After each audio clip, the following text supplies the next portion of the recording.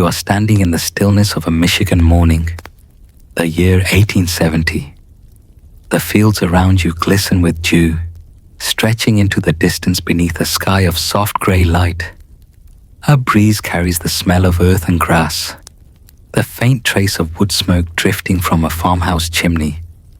Somewhere in the distance, a rooster crows. This is farm country, a landscape of rhythm and repetition, where boys rise early, men bend their backs to plough and sow, and women tend to hearth and children. It is not a land of invention, not yet, but of tradition.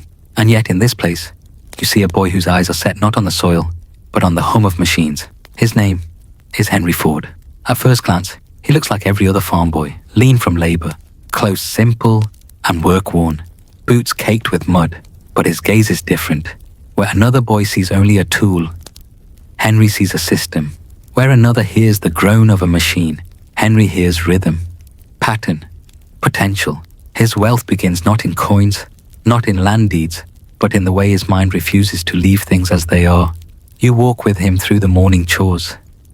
He pushes the plough behind a pair of horses, their muscles straining, the earth turning in dark furrows. His hands are steady, his stride sure, but his mind is elsewhere. He studies the inefficiency of it all, the slowness, the wasted energy, the dependency on animal strength. He looks at the harness, the wheels, the blades, and imagines how each part might be improved. His body does the work, but his mind is inventing. At midday, the family gathers in the farmhouse kitchen. The air is warm with the smell of bread, stew simmering on the stove, fresh milk poured into clay cups. His father, William, speaks of crops, of fences to mend, of chores waiting. Henry listens, but his hands play idly with the pocket watch he carries. He takes it apart often, studying the gears, cleaning the springs, rebuilding it with precision until it ticks perfectly again. To his father it is distraction. To Henry, it is education. The field teaches labor, but the watch teaches precision, and precision, he already knows, will one day change the world. As evening falls, you follow him outside again. The sky glows pink and gold, the fields quiet as the day winds down. Henry lingers near the farm equipment, touching the cold iron, crouching to study the joints and bolts. Others might rush inside for rest, but Henry finds rest in observation. He is not a dreamer in the idle sense. He is a dreamer who measures, who listens, who learns from the machines already around him. Wealth begins here, in the habit of paying attention, in the refusal to accept inefficiency as permanent. The farmhouse settles into silence. Crickets sing in the grass. A lantern flickers in the window. Henry sits alone with a piece of machinery dismantled before him. His fingers move steadily, not hurried, not careless. He is teaching himself what no school could yet offer, the inner logic of machines. Springs, gears, shafts. Each part speaks to him, and with each part, he hears the hum of something greater, a future only he seems to sense. You see, Henry Ford was not raised in wealth, but he was not raised in poverty either. His family lived modestly, steadily, in the rhythm of self-sufficiency. There was no desperation here, no begging, no despair. Instead, there was work. And in that work, Henry found something others missed. Resilience is not born of suffering, but of persistence. Every day he rose, worked, studied, and wondered how the world could be made better. This was the soil in which his fortune would one day grow. When he was still a boy, he witnessed the power of the steam engine. Great iron machines hissed and roared, pulling ploughs, threshing grain, driving mills. They were crude, inefficient, heavy, but they were alive. Henry's eyes widened at the sight. He could sense it. This was the future. Not the horse, not the ox, but the machine. Others watched him fear, skeptical of smoke and fire. Henry watched with fascination. He did not see danger. He saw possibility. In those days, Detroit was little more than a growing town. Its streets crowded with horses and wagons. Its shops filled with blacksmiths, machinists, and merchants. The air smelled of coal smoke. The clang of hammers rang from workshops. The rivers carried timber and iron. It was a place between eras, half rural, half industrial, buzzing with men who dared to try new things. Henry wanted to be among them, not to escape the farm out of bitterness, but to place himself where ideas moved faster than plows. So he left. Still young, not yet 20, Henry walked away from the fields that had raised him. His father wanted him to stay, to inherit the land, to keep the rhythm of farming alive. But Henry's gaze was already fixed elsewhere. He entered Detroit, not as a wanderer, but as an apprentice. He stepped into the workshops where iron dust hung in the air, where sparks flew from metal, where engines were assembled with the sweat of men's hands. Imagine the scene. A narrow shop, lit by gas lamps, benches cluttered with tools, the heat of furnaces filling the air. Young Henry bends over an engine part, guided by older machinists. His hands are quick, his eyes sharper still. He listens more than he speaks, absorbing every detail, filing away every lesson. At night, when others rest, he lingers, touching the machines, imagining how they could be improved. This is resilience. Not loud, not dramatic, but steady, relentless, disciplined. Detroit shaped him. Here he saw not only machines, but ambition. Men argued in taverns about inventions, about patents, about fortunes being made in railroads, in steel, in electricity. Henry listened, not with envy, but with calculation. He did not want to be merely a mechanic. He wanted to be a builder, a creator, a man who shaped not just machines, but markets.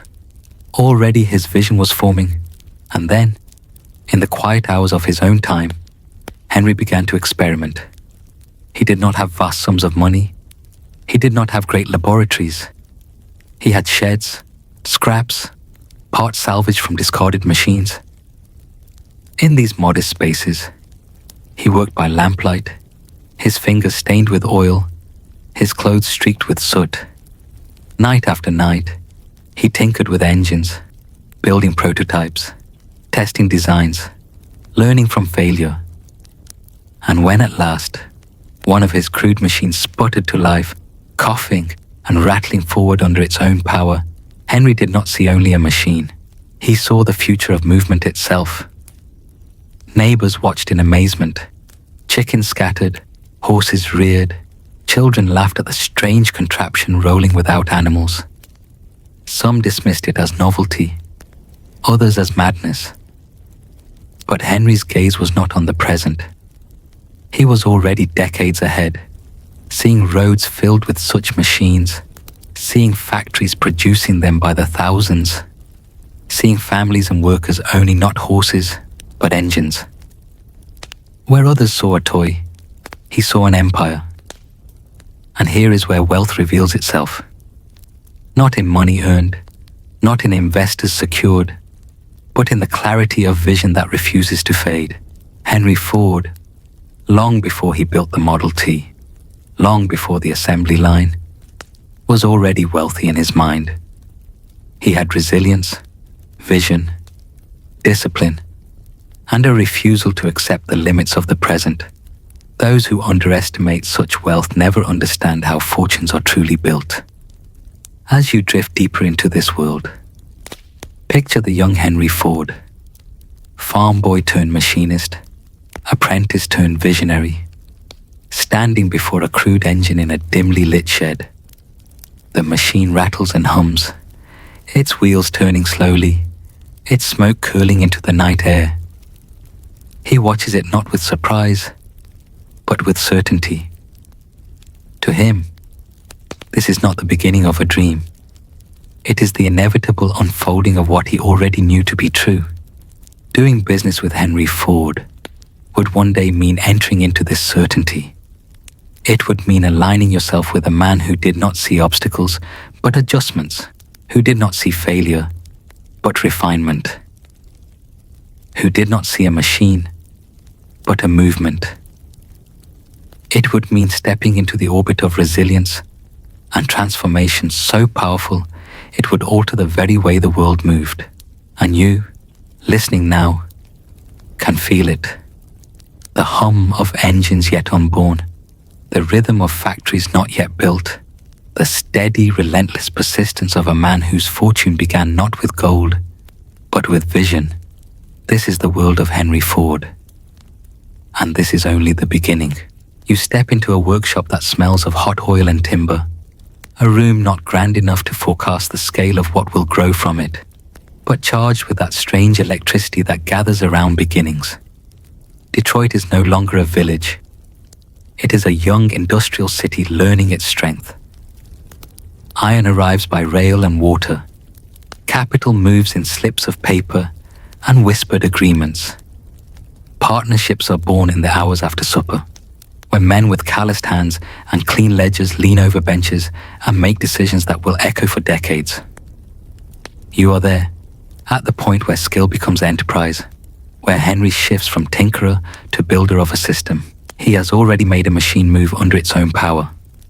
He has already understood that an engine is a vocabulary of parts, cylinders, valves, rings, speaking with one voice when aligned. But now, he must learn a different language.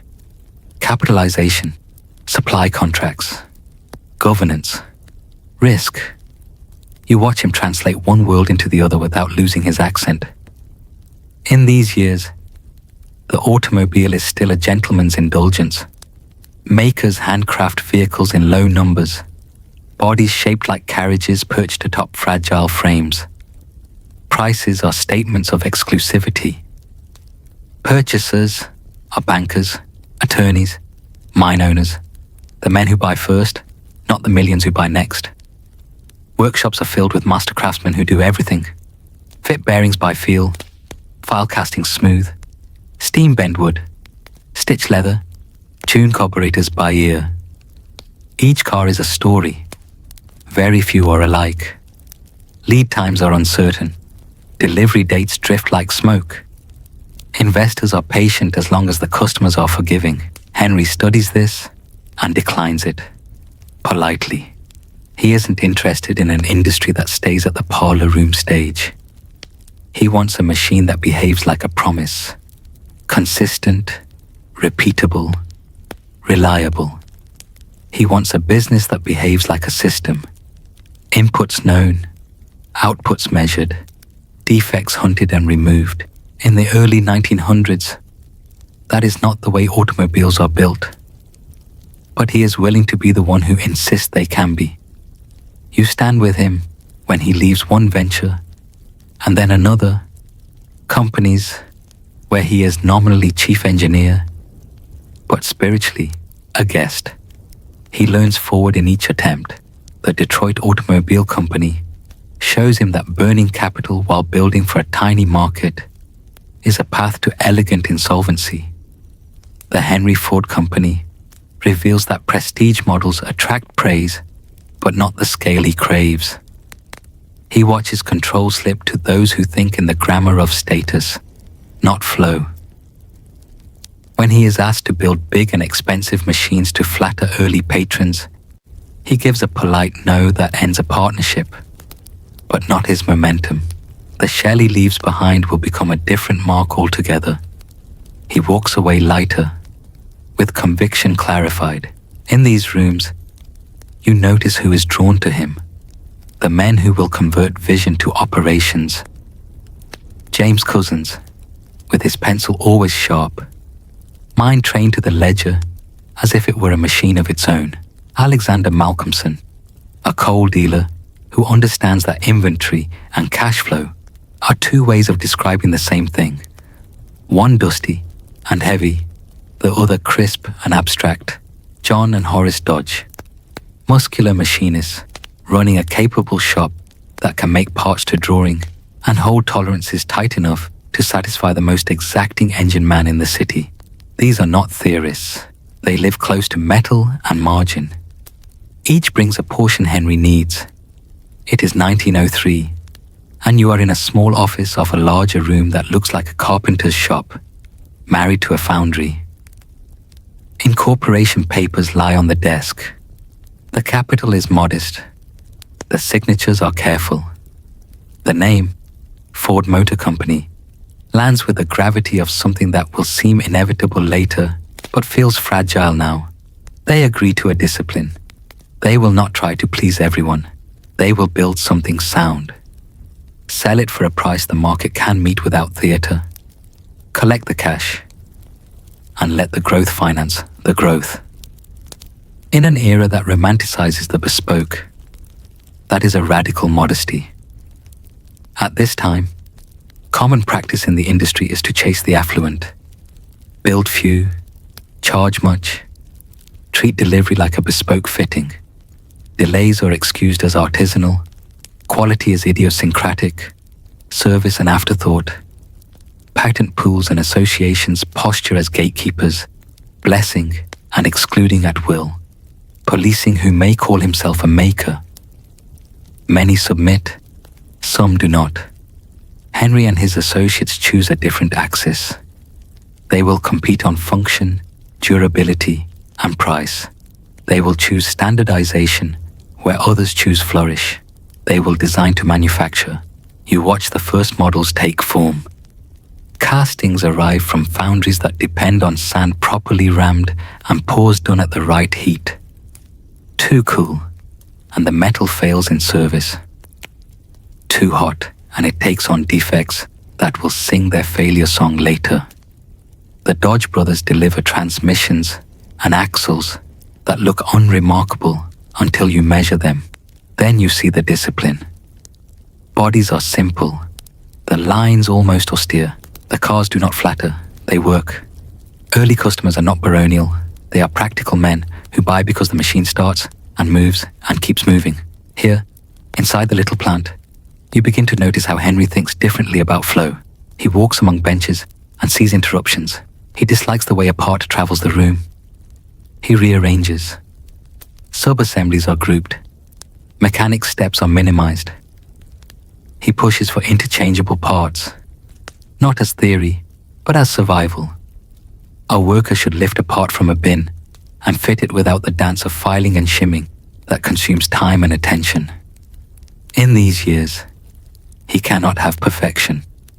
Suppliers vary. Castings are cranky.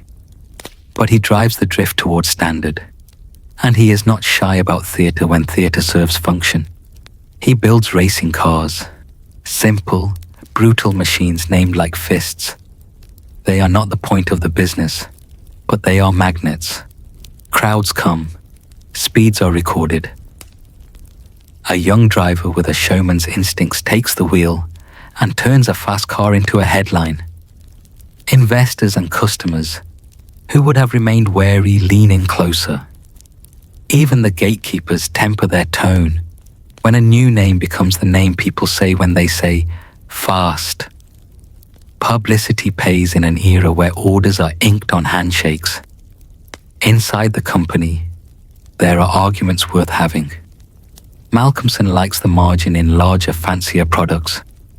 Cousins stares at unit economics and sees danger in chasing few, with much rather than many with enough. The Dodge brothers prefer a forecast that firms into a steady cadence. Give us the drawing, lock the spec, release orders by quarter. Do not jerk us with whim.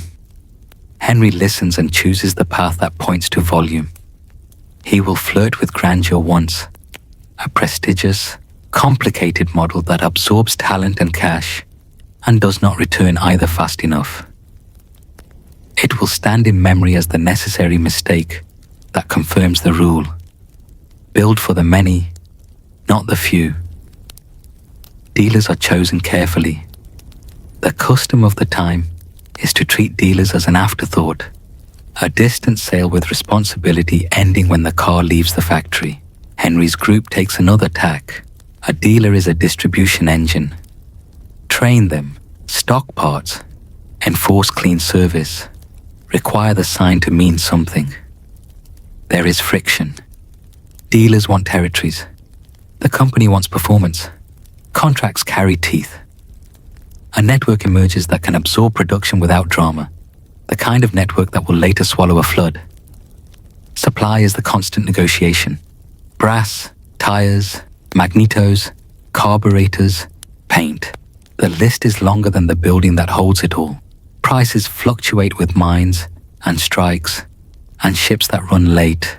The company hedges not with sophisticated instruments, but with relationships and the insistence that its volume will be worth a supplier's priority. In a world where many makers order in artisanal quantities, the promise of repeat business becomes a lever. The Dodge shop begins to plan around Ford's cadence. Others follow. You ride with Henry to the plant in the early morning. He looks at the street and sees constraint. Mud in spring, dust in summer, ruts like rails. He understands that to sell cars, he must sell a road future. He talks about durability not as bragging, but as necessity. If his machines fail against these roads, his market is a fiction. He instructs engineers, lighten where you can, strengthen where you must. He is suspicious of ornament. He repeats a phrase with the frequency of a metronome. Make it simple. The simple thing generally works. It is a philosophy that is also a cost structure. Cash flow is tight, and then less tight, and then sometimes tight again. Cousins runs the office with an austere intelligence. Money in, money out. Reserve for contingencies. Pay suppliers on time when possible. Negotiate terms when necessary.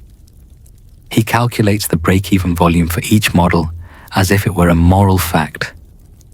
The company adopts a rhythm that respects cash. Profit is not a readout of vanity. It is oxygen. Dividends are paid not to glitter, but to compact the alliance among backers. Confidence climbs. By 1904, the little company is no longer little. Orders exceed comfortable capacity. They relocate to a larger building with tall windows and better light. Inside, processes sharpen. The idea of flow grows teeth. Workers specialize. Tools are laid out so hands move a shorter distance. Components travel in predictable paths. It is not yet the moving assembly line, but you can feel the gravity vector pointing that way. How does Henry think about talent? He wants foremen who can see, not just boss.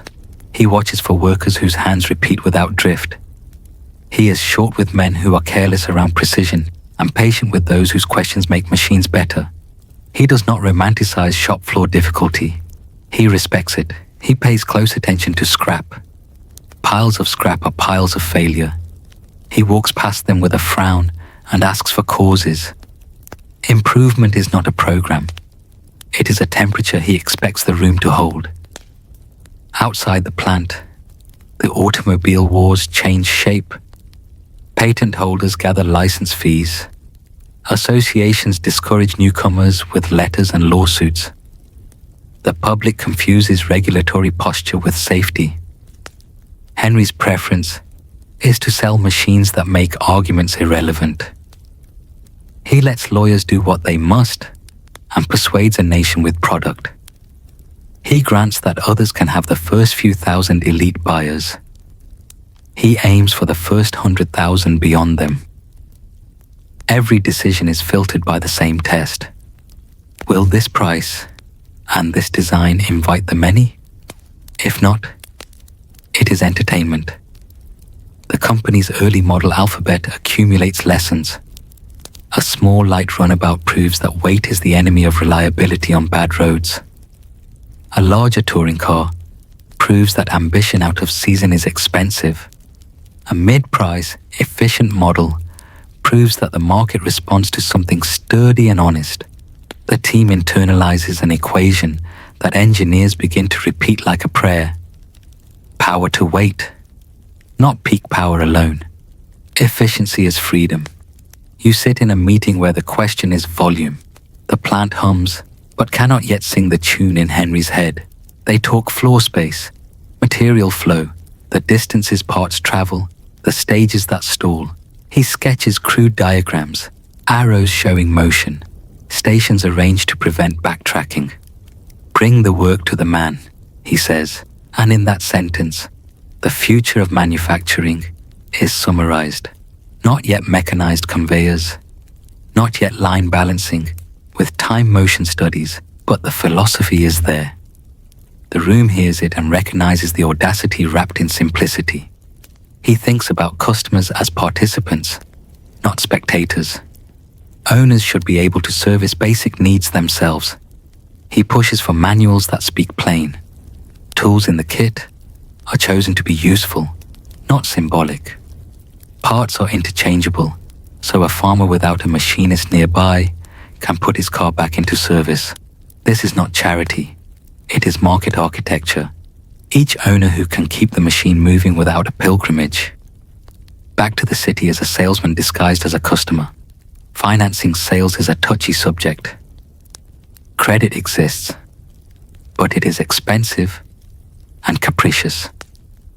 Ford Motor prefers cash because cash protects control and discipline. Dealers sometimes extend terms to customers who are good for it. The company watches, but does not indulge a debt culture that would make it hostage to cycles. In a town of promoters, this conservatism seems unfashionable. In a decade of growth punctuated by panics, it will look like wisdom. He has a way of insisting that something can be done faster without insulting the man whose hands do it. He shows how moving a bin 1 foot reduces reach. He insists on jigs so a part seats correctly every time. He asks why riveting is done at a distant bench when it can be done at the station where the chassis waits. His questions are operational, more than inspirational. Yet they inspire. Men watch a day's output rise and feel their own competence rising with it. Pride is cultivated quietly and paid in wages on time. Competitors watch and respond. Some copy openly, some copy in a rush and get the important part wrong. They imitate appearance rather than method. They bring out cars with similar silhouettes and miss the architecture of cost beneath the skin. They underprice without the depth of process to support it. They delight the first buyers and disappoint the next. Henry's company, by contrast, becomes more itself. Simpler, stronger, predictable. You sense why doing business with him is both invigorating and exhausting. He does not tire of the basics. He goes home late and rises early. He thinks not of the next model as much as the next improvement in the current one. He is allergic to ornament that adds no function. He will approve a curve if it stiffens a panel, veto it if it simply flatters an eye. He is not anti-beauty. He believes beauty emerges from things that work. Partnerships shift as the company's identity hardens. The internal argument between prestige and volume resolves itself in the marketplace. Demand for the simpler, robust models dwarfs the appetite for the grand. Malcolmson's instincts and Henry's diverge.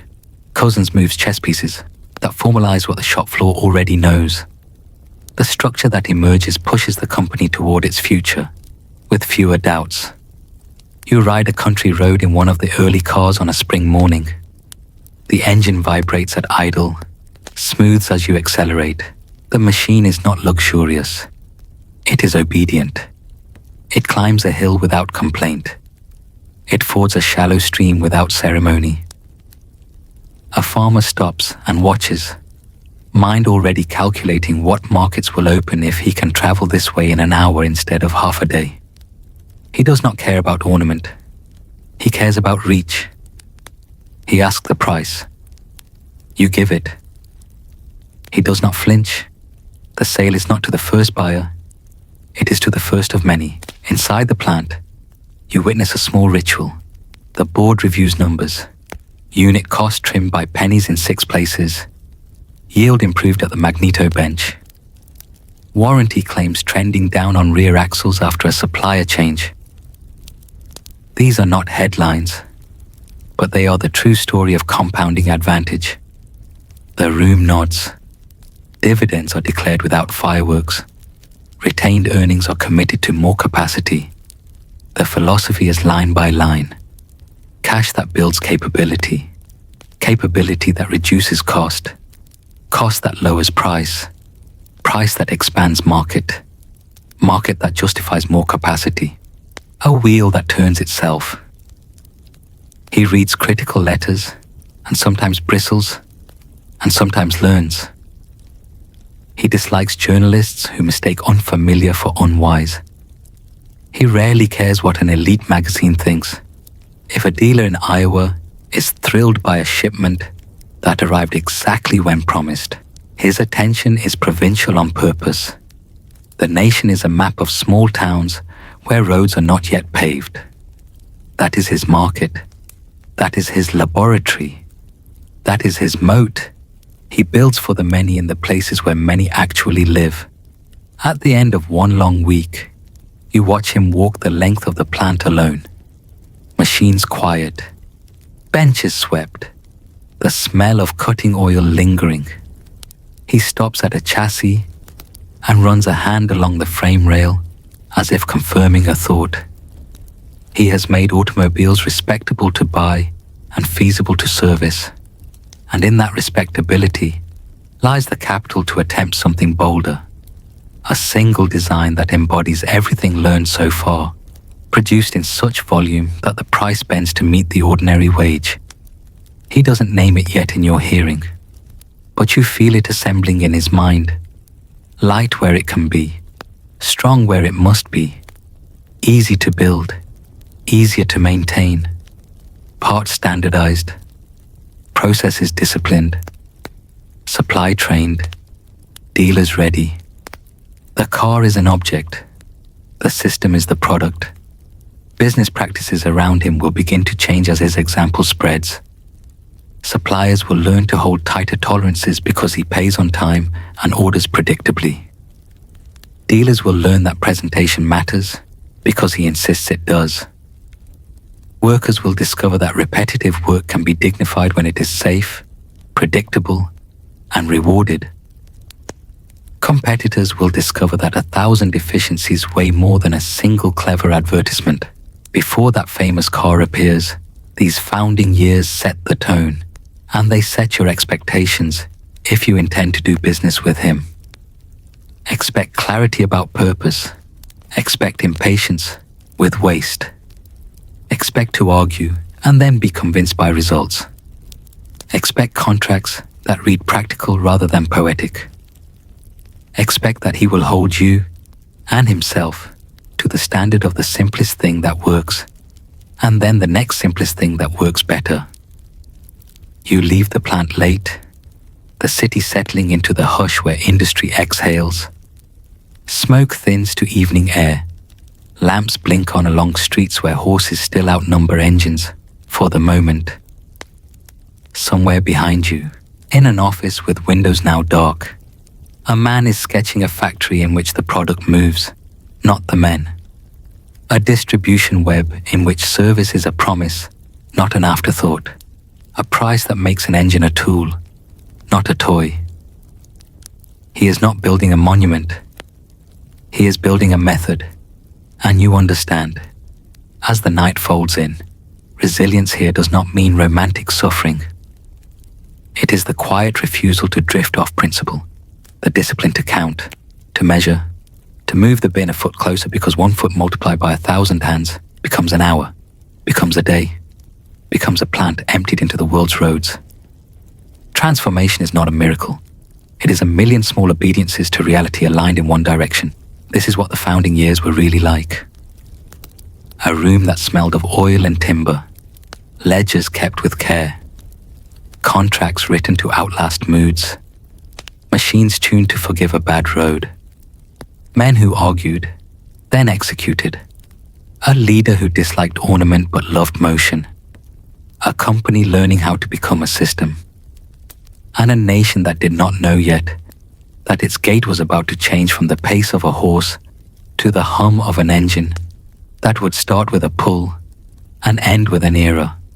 You return with Henry into the middle years of formation, when the company has survived its infancy and now must prove itself as something more than a curiosity. By this time, the conversation is not whether an automobile can move down a road, but whether an automobile can be built, sold, and supported in numbers large enough to matter. These are the years where confidence meets resistance, where vision must contend with capital, where competitors multiply and markets begin to sort them like a stern teacher grading examinations. The world of business in the first decade of the 20th century is noisy. Dozens of companies appear, each with its prospectus, each with its claims. Wealthy men fund experiments for prestige. Engineers leave one shop to start another, carrying designs in their heads and ambition in their pockets. Banks approach the industry with a mix of fascination and suspicion.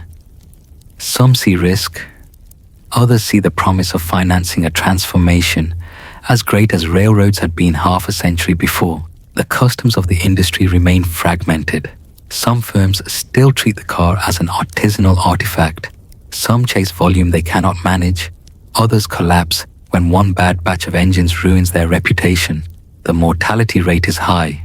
To survive, one must be both a craftsman and an accountant, both a mechanic and a statesman. Inside Ford Motor Company, the lessons of those fragile beginnings harden into principles. You sit in on board meetings where James Couzens brings ledgers thick with numbers. He speaks with a precision that makes investors uncomfortable because he insists on showing exactly how many units must move, at what cost, to justify the capital already tied up. Henry listens, not as an accountant himself, but as a man who sees the importance of grounding imagination in arithmetic. Where others dream of prestige cars and magazine spreads, he nods to Couzens' insistence that profit is the only language bankers respect. In these years, that discipline saves them more than once.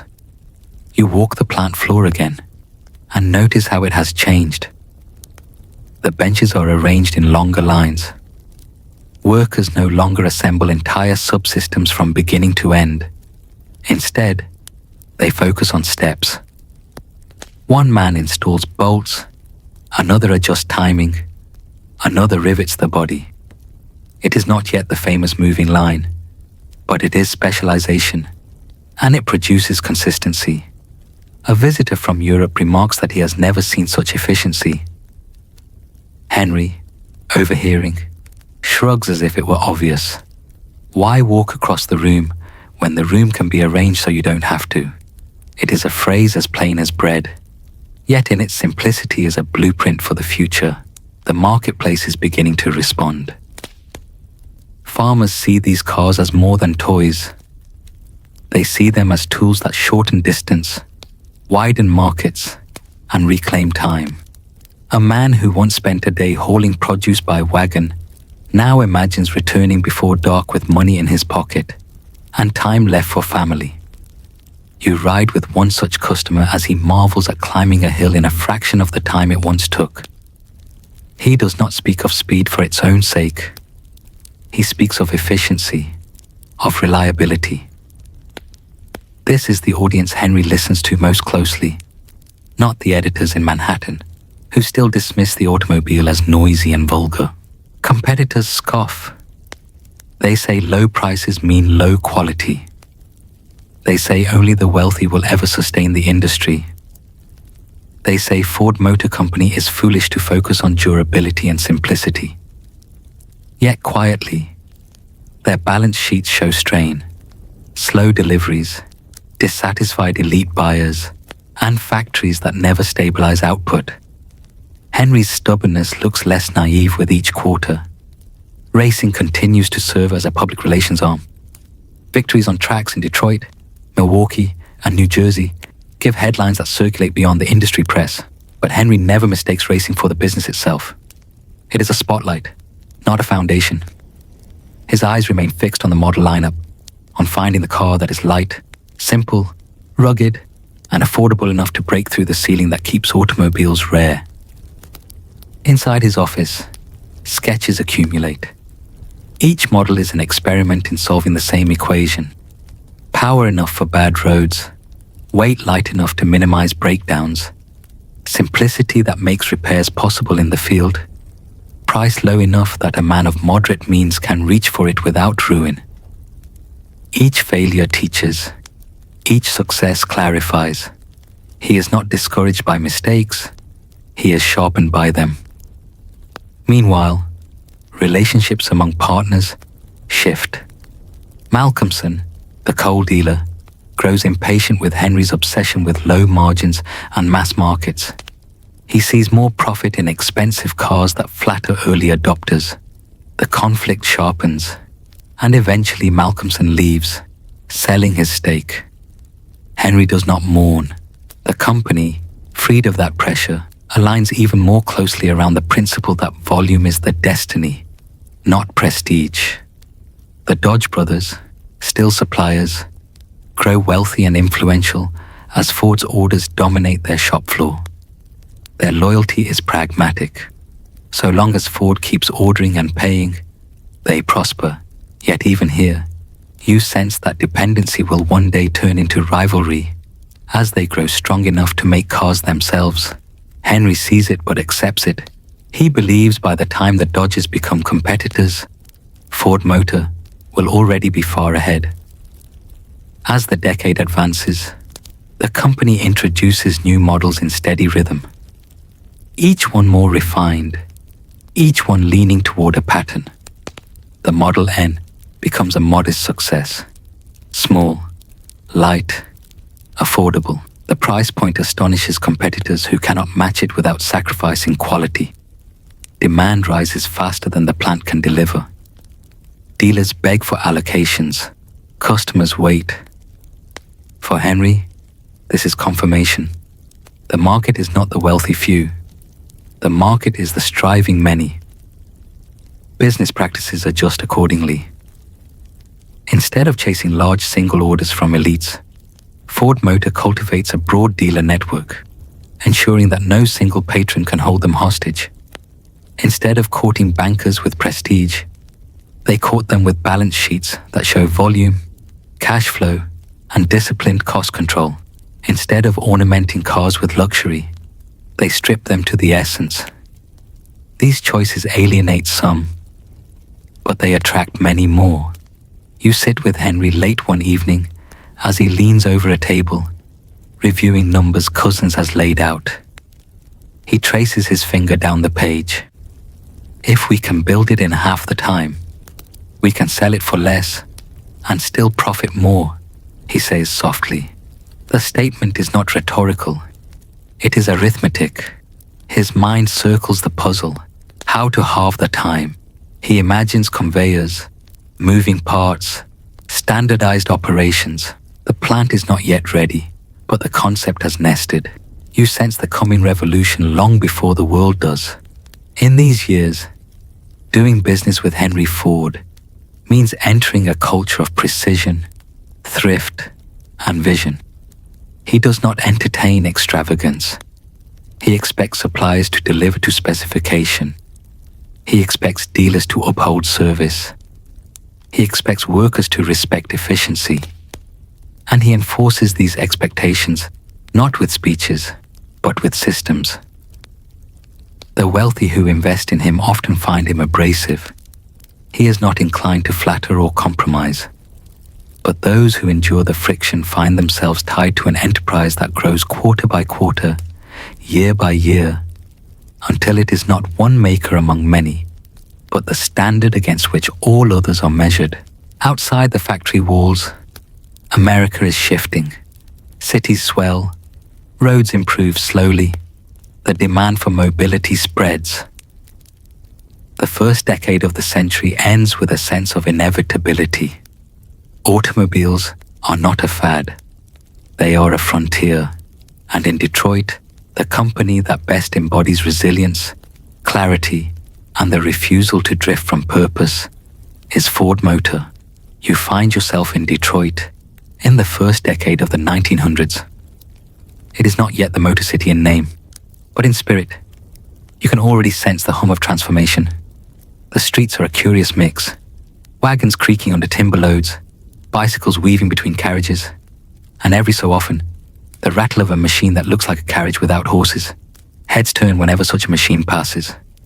It is noisy, smoky, imperfect. Some sneer, some smile, some whisper that it will never last. Others lean closer, calculating. Inside Ford Motor Company, the calculations are sharp. Henry has surrounded himself with men who see the future not as spectacle, but as system. James Couzens is a man of ledgers, his mind like a vault of arithmetic. When you sit in a meeting with him, he takes no refuge in rhetoric. He reduces grand visions to numbers on paper, and then he asks the hard questions. How many units? At what cost? What margin? At what volume does the whole thing collapse or endure? Investors squirm under his gaze because he makes clear the arithmetic of reality. Henry listens to him carefully, even if he dislikes the restraint it implies. Together they form a balance. Henry the visionary, Couzens the exacting keeper of accounts. Alexander Malcolmson, the coal dealer, brings capital and connections, but also impatience. He sees prestige in the big cars, the heavy machines that flatter wealthy buyers. His instincts are not wrong for the time.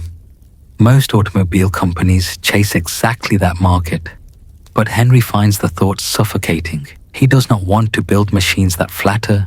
He wants to build machines that work. The arguments between them become louder, sharper. Investors murmur, factions form. Eventually, Malcolmson will leave, selling his shares, but for now, he is still a presence. A reminder that even within success, there is tension about direction. The Dodge brothers, John and Horace, are a different presence altogether. They are machinists first, manufacturers second. Their shop can make axles, engines, and transmissions with precision that others in Detroit envy. They like Ford's orders because they are steady, paid in cash, and repeatable. They are partners by necessity, tied by contracts, and by the momentum of growth. But you notice in their eyes a kind of calculation. They are not men content forever to be suppliers. They are learning too. They are growing wealthy. One day, they will leave Ford to put their own name on a grill. But that day is not yet. For now, they are essential allies. You walk the floor of the Piquette Avenue plant. Light streams through tall windows. Workers in caps and aprons move with discipline, though there is still a craftsman's air to their motions. Each man knows his task. Riveting, bolting, wiring, fitting. Sub-assemblies move on carts and skids. The air smells of oil, iron, and varnished wood. At first glance, it looks like any other industrial workshop of the time. But if you watch closely, you notice the difference. Repetition. This is not one-off craft. This is preparation for flow. Parts are designed to fit without filing. Components are meant to be interchangeable. Tools are laid out to minimize wasted steps. The inefficiencies that most accept as inevitable are not tolerated here. Common business practice in those days treats inefficiency as the cost of quality. A bespoke automobile is expected to be late, unique, and imperfect in its own ways. Customers forgive it because they are wealthy enough to treat the purchase as indulgence. But Henry refuses indulgence. He insists that efficiency is not the enemy of quality. It is its partner. To him, a product is not truly excellent unless it can be repeated again and again without deterioration. That mindset, in this decade, sets him apart as much as his mechanical genius. Dealers notice the difference. Other makers treat dealers as distant agents, dumping cars into their hands without thought of support. Ford Motor trains dealers, supplies them with parts, and insists on standards. A man who puts up the blue oval must maintain service, stock spares, and treat customers with a consistency that mirrors the factory's philosophy. It irritates some dealers who dislike the rules, but those who comply discover that their businesses grow steadily, reputations intact. Doing business with Ford is not easy, but it is profitable. You sit in a dealer conference in those years and hear the tone. No flattery, no indulgence. Henry is not there to charm. He is there to insist. Cars must be sold for cash where possible. Dealers must report honestly. Standards must be met. At first it seems harsh, but then the next quarter sales figures come in, and the dealers realize this is the discipline of scale. Meanwhile, on the plant floor, Henry prowls. He hates wasted motion. He hates piles of scrap. He asks questions constantly. Why has this bin here when it should be there? Why does this man have to walk 3 steps to fetch a part when the part should come to him? Why does it take 20 minutes to install this component when with a jig, it might take 5? He is not gentle in these interrogations, but he is not cruel. He has a way of making a man feel that solving the problem is both a duty and an honor. Workers know he is watching. Foremen know he is listening. Improvement is not an initiative here. It is the air itself. Outside the plant, the industry seethes. New companies are born almost weekly. Broadsheets announce them. Investors pour money into them. And within months, most collapse. Some are absorbed into larger firms. Others vanish. Wealthy patrons grow cautious. They begin to ask harder questions before backing new ventures. Those who have put money into Ford Motor find themselves among the rare few seeing returns. Dividends are declared. Growth is visible. By 1906, the company is profitable enough that it seems more than a gamble. It seems inevitable.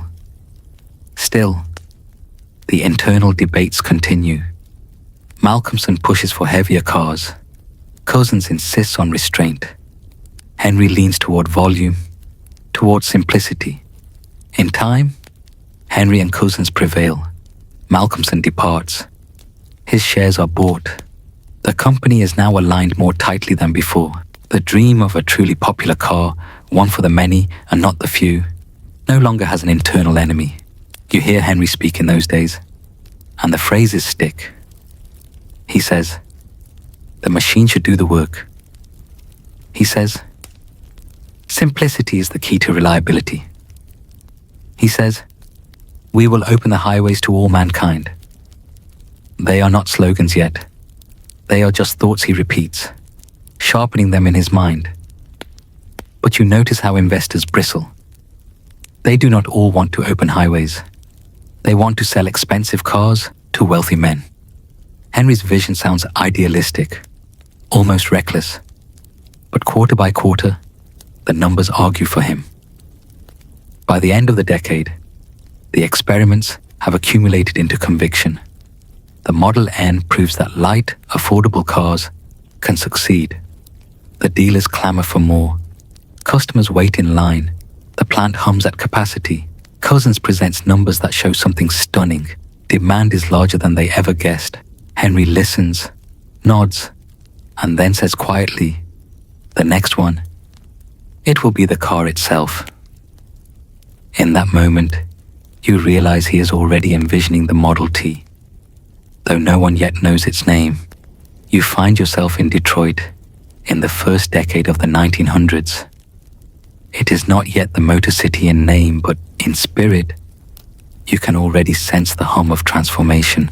The streets are a curious mix.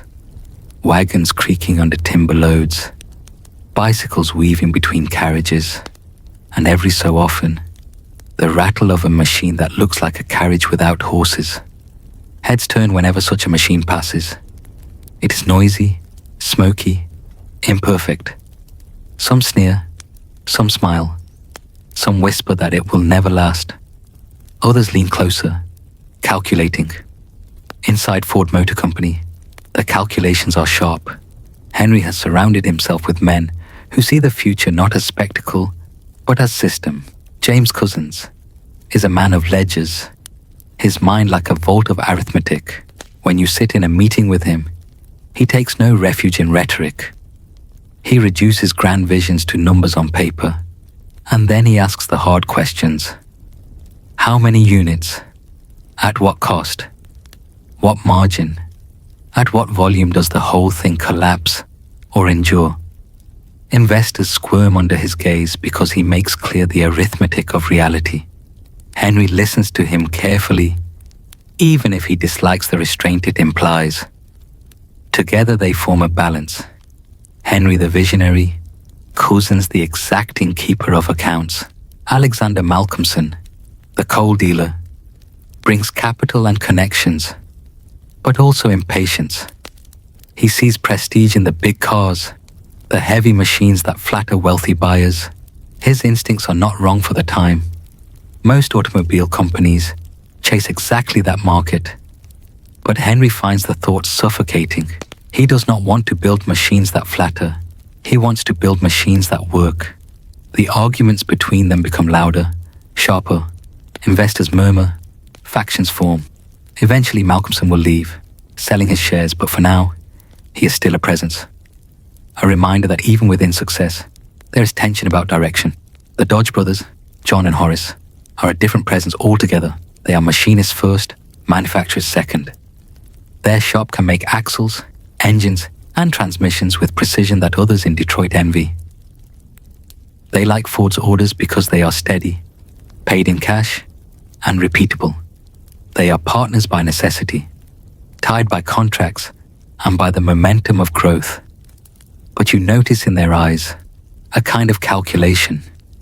They are not men content forever to be suppliers. They are learning too. They are growing wealthy. One day, they will leave Ford to put their own name on a grill, but that day is not yet. For now, they are essential allies. You walk the floor of the Piquette Avenue plant. Light streams through tall windows.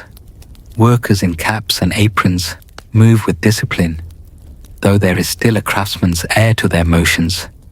Each man knows his task: riveting, bolting, wiring, fitting. Sub-assemblies move on carts and skids. The air smells of oil, iron, and varnished wood. At first glance, it looks like any other industrial workshop of the time, but if you watch closely, you notice the difference. Repetition. This is not one-off craft. This is preparation for flow. Parts are designed to fit without filing. Components are meant to be interchangeable. Tools are laid out to minimize wasted steps. The inefficiencies that most accept as inevitable are not tolerated here. Common business practice in those days treats inefficiency as the cost of quality. A bespoke automobile is expected to be late, unique, and imperfect in its own ways. Customers forgive it because they are wealthy enough to treat the purchase as indulgence. But Henry refuses indulgence. He insists that efficiency is not the enemy of quality. It is its partner. To him, a product is not truly excellent unless it can be repeated again and again without deterioration. That mindset, in this decade, sets him apart as much as his mechanical genius. Dealers notice the difference. Other makers treat dealers as distant agents, dumping cars into their hands without thought of support. Ford Motor trains dealers, supplies them with parts, and insists on standards. A man who puts up the blue oval must maintain service, stock spares, and treat customers with a consistency that mirrors the factory's philosophy. It irritates some dealers who dislike the rules, but those who comply discover that their businesses grow steadily, reputations intact. Doing business with Ford is not easy, but it is profitable. You sit in a dealer conference in those years and hear the tone. No flattery, no indulgence. Henry is not there to charm. He is there to insist. Cars must be sold for cash. Where possible, dealers must report honestly. Standards must be met. At first it seems harsh, but then the next quarter's sales figures come in. and the dealers realize this is the discipline of scale. Meanwhile, on the plant floor, Henry prowls. He hates wasted motion. He hates piles of scrap. He asks questions constantly. Why has this been here when it should be there? Why does this man have to walk 3 steps to fetch a part when the part should come to him? Why does it take 20 minutes to install this component when with a jig it might take 5? He is not gentle in these interrogations, but he is not cruel. He has a way of making a man feel that solving the problem is both a duty and an honor. Workers know he is watching. Foremen know he is listening. Improvement is not an initiative here. It is the air itself. Outside the plant, the industry seethes. New companies are born almost weekly. Broadsheets announce them. Investors pour money into them. And within months, most collapse. Some are absorbed into larger firms. Others vanish. Wealthy patrons grow cautious. They begin to ask harder questions before backing new ventures. Those who have put money into Ford Motor find themselves among the rare few, seeing returns. Dividends are declared. Growth is visible. By 1906, the company is profitable enough that it seems more than a gamble. It seems inevitable. Still, the internal debates continue. Malcolmson pushes for heavier cars. Cousins insists on restraint. Henry leans toward volume, toward simplicity. In time, Henry and Cousins prevail. Malcolmson departs. His shares are bought. The company is now aligned more tightly than before. The dream of a truly popular car, one for the many and not the few, no longer has an internal enemy. You hear Henry speak in those days, and the phrases stick. He says, the machine should do the work. He says, simplicity is the key to reliability. He says, we will open the highways to all mankind. They are not slogans yet. They are just thoughts he repeats, sharpening them in his mind. But you notice how investors bristle. They do not all want to open highways. They want to sell expensive cars to wealthy men. Henry's vision sounds idealistic, almost reckless, but quarter by quarter, the numbers argue for him. By the end of the decade, the experiments have accumulated into conviction. The Model N proves that light, affordable cars can succeed. The dealers clamor for more. Customers wait in line. The plant hums at capacity. Cousins presents numbers that show something stunning. Demand is larger than they ever guessed. Henry listens, nods, and then says quietly, the next one, it will be the car itself. In that moment, you realize he is already envisioning the Model T, though no one yet knows its name.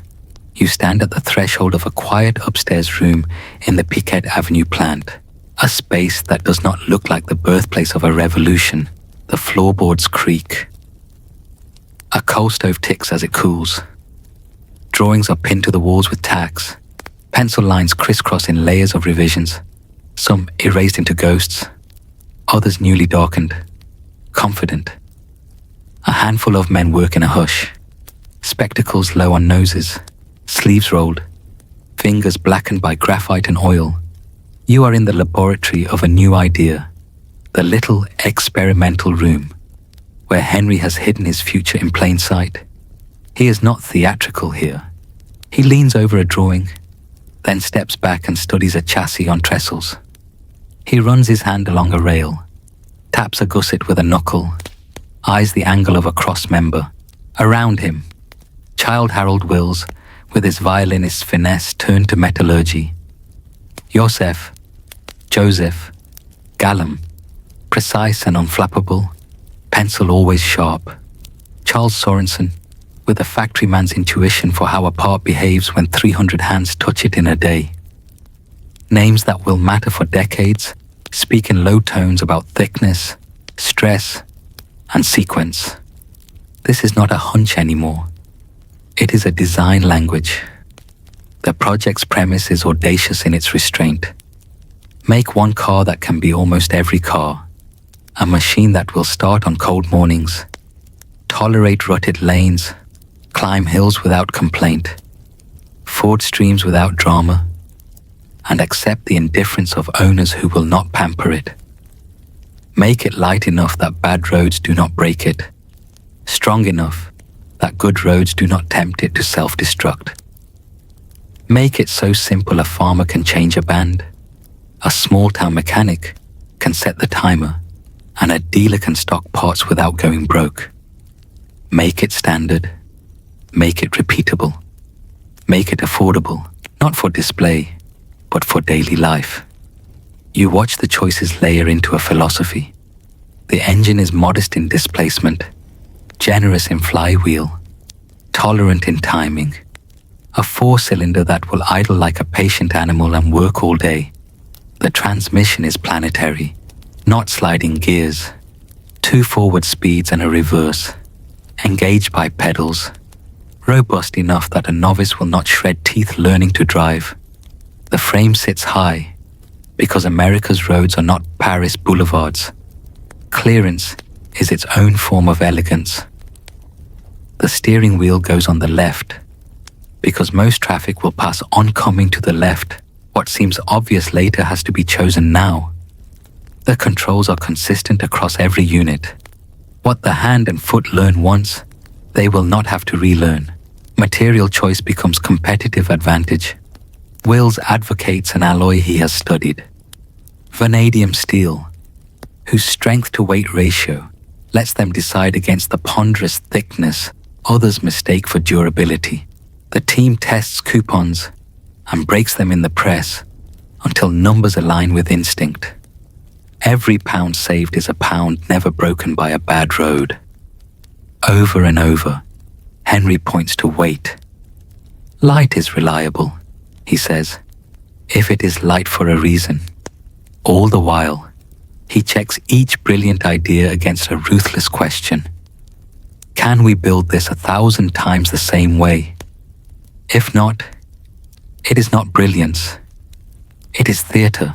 Sorensen pulls apart from a bin and drops it into place. No filing, no shimming, no coaxing. If it seats, the drawing stands. If it doesn't, the pencil returns to the paper. Designed to manufacture is not a catchphrase here.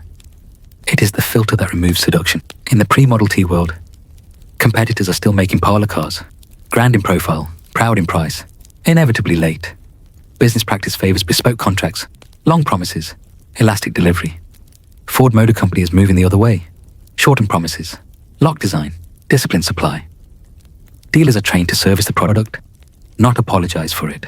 Suppliers are trained to deliver tolerances, not excuses.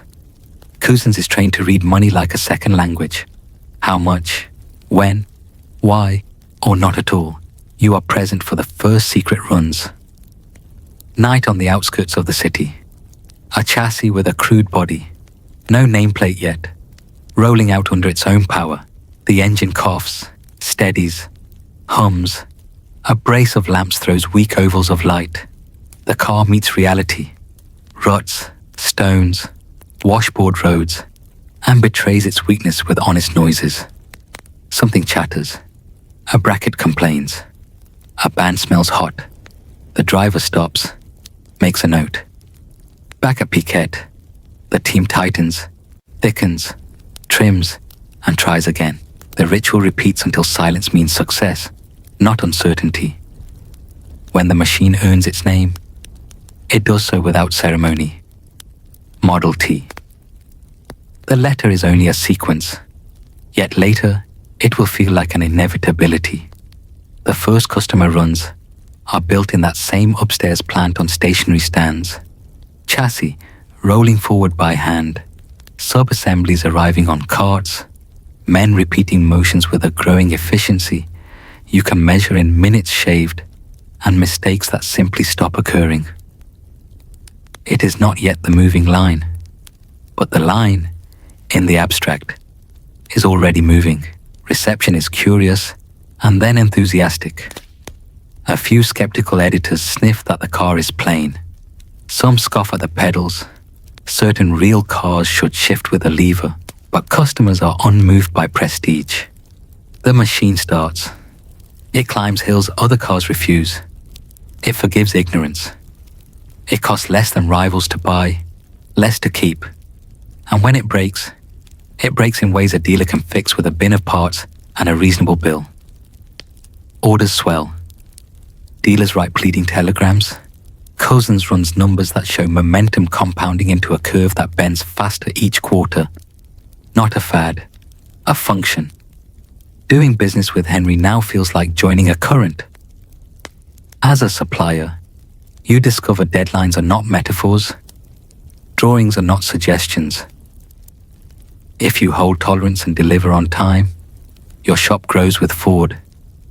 If you drift, your work is resourced, and you are left to admire a poster on a wall that once meant volume. As a dealer, you discover the factory's discipline doubles your own. Clean premises, parts on hand, mechanics trained, promises kept. The network ceases to be a loose confederation and becomes a distribution machine. Price does the quiet work of conquest. The tea debuts within reach of the practical buyer. Then, while most firms raise prices to pad margins, Ford lowers them as volume climbs and process improves. It is not philanthropy. It is the arithmetic of scale deployed as strategy. The company captures demand others cannot see because they have only ever sold to those who do not ask the price. Inside the plant, you begin to hear different questions. Not, can we build the tea? But, how many teas can we build per day? The answer will soon outgrow Piquette's walls. Plans unfold for a factory built for flow, rather than adapted to it. A place where the car will come to the man, instead of the man walking to the car. Highland Park is a phrase said as if it were a technical term, not a location. It is the crucible where the philosophy you have watched become drawings will become time and motion. Before you cross to Highland Park, linger in the business texture because it explains why the next leap will hold. The tea is standardized without being sterile. Bodies vary enough to suit needs. A roadster, a touring, a runabout. But under the sheet metal, sameness is a kind of mercy. Parts swap, procedures repeat, service is teachable. The company's stock of spares is an asset, not a graveyard. Return merchandise authorizations are rare because defects are rare. Defects are rare because variation is engineered out, not wished away. Ford's relationships with banks and insurers evolve with this predictability. Underwriters learn the risk is lower than in firms whose designs drift. Banks discover a rhythm that makes lending sane. Cash in, cash out, inventories that turn, receivables that collect.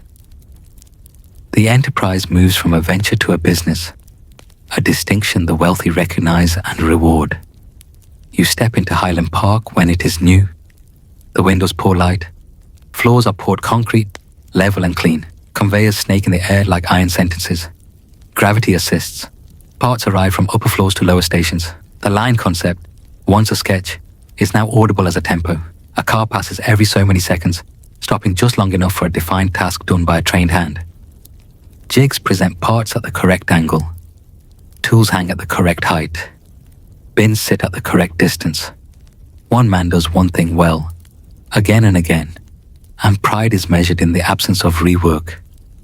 Time becomes a material. Sorensen and his team count seconds the way others count dollars. They shorten a task from 2 minutes to 90 seconds and celebrate without confetti. They shave a step and capture an hour across a shift.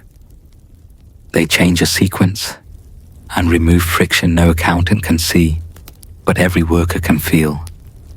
The assembly time, once measured in a long day, then in half a day, will fall through hours and settle into a figure that makes the price cut itself. This is where outsiders misunderstand the mood. They imagine a frenzy. You feel a calm. The line's rhythm is steady, not frantic. When balanced, it is a kind of music. Each station completing its bar, the product moving at a humane pace, enforceable by simple physics. Neither too slow to bore, nor too fast to injure. Accidents drop because chaos is engineered out. The work is repetitive, yes, but repetition is skill's ally if dignity and pay make sense. You note how processes enforce quality, instead of inspectors at the end scolding a finished car. Every station owns its own defects. A misfit part is discovered where it occurs, corrected where the tools are, not passed downstream as a favor that becomes a failure. Pride shifts from firefighting to prevention. The culture alters, molecule by molecule. With capacity soaring, the business architecture snaps tight. Dealer allocations turn from negotiation to schedule. Advertising simplifies to one message: availability, reliability, price. The country's map becomes a plan, not a dream. Coal for the boilers, electricity for the motors, rubber for tires, glass for windshields. These inputs become the subject of contracts that lock in certainty. Where the market is capricious, Ford replaces caprice with control. The $5 day arrives as both economics and statement.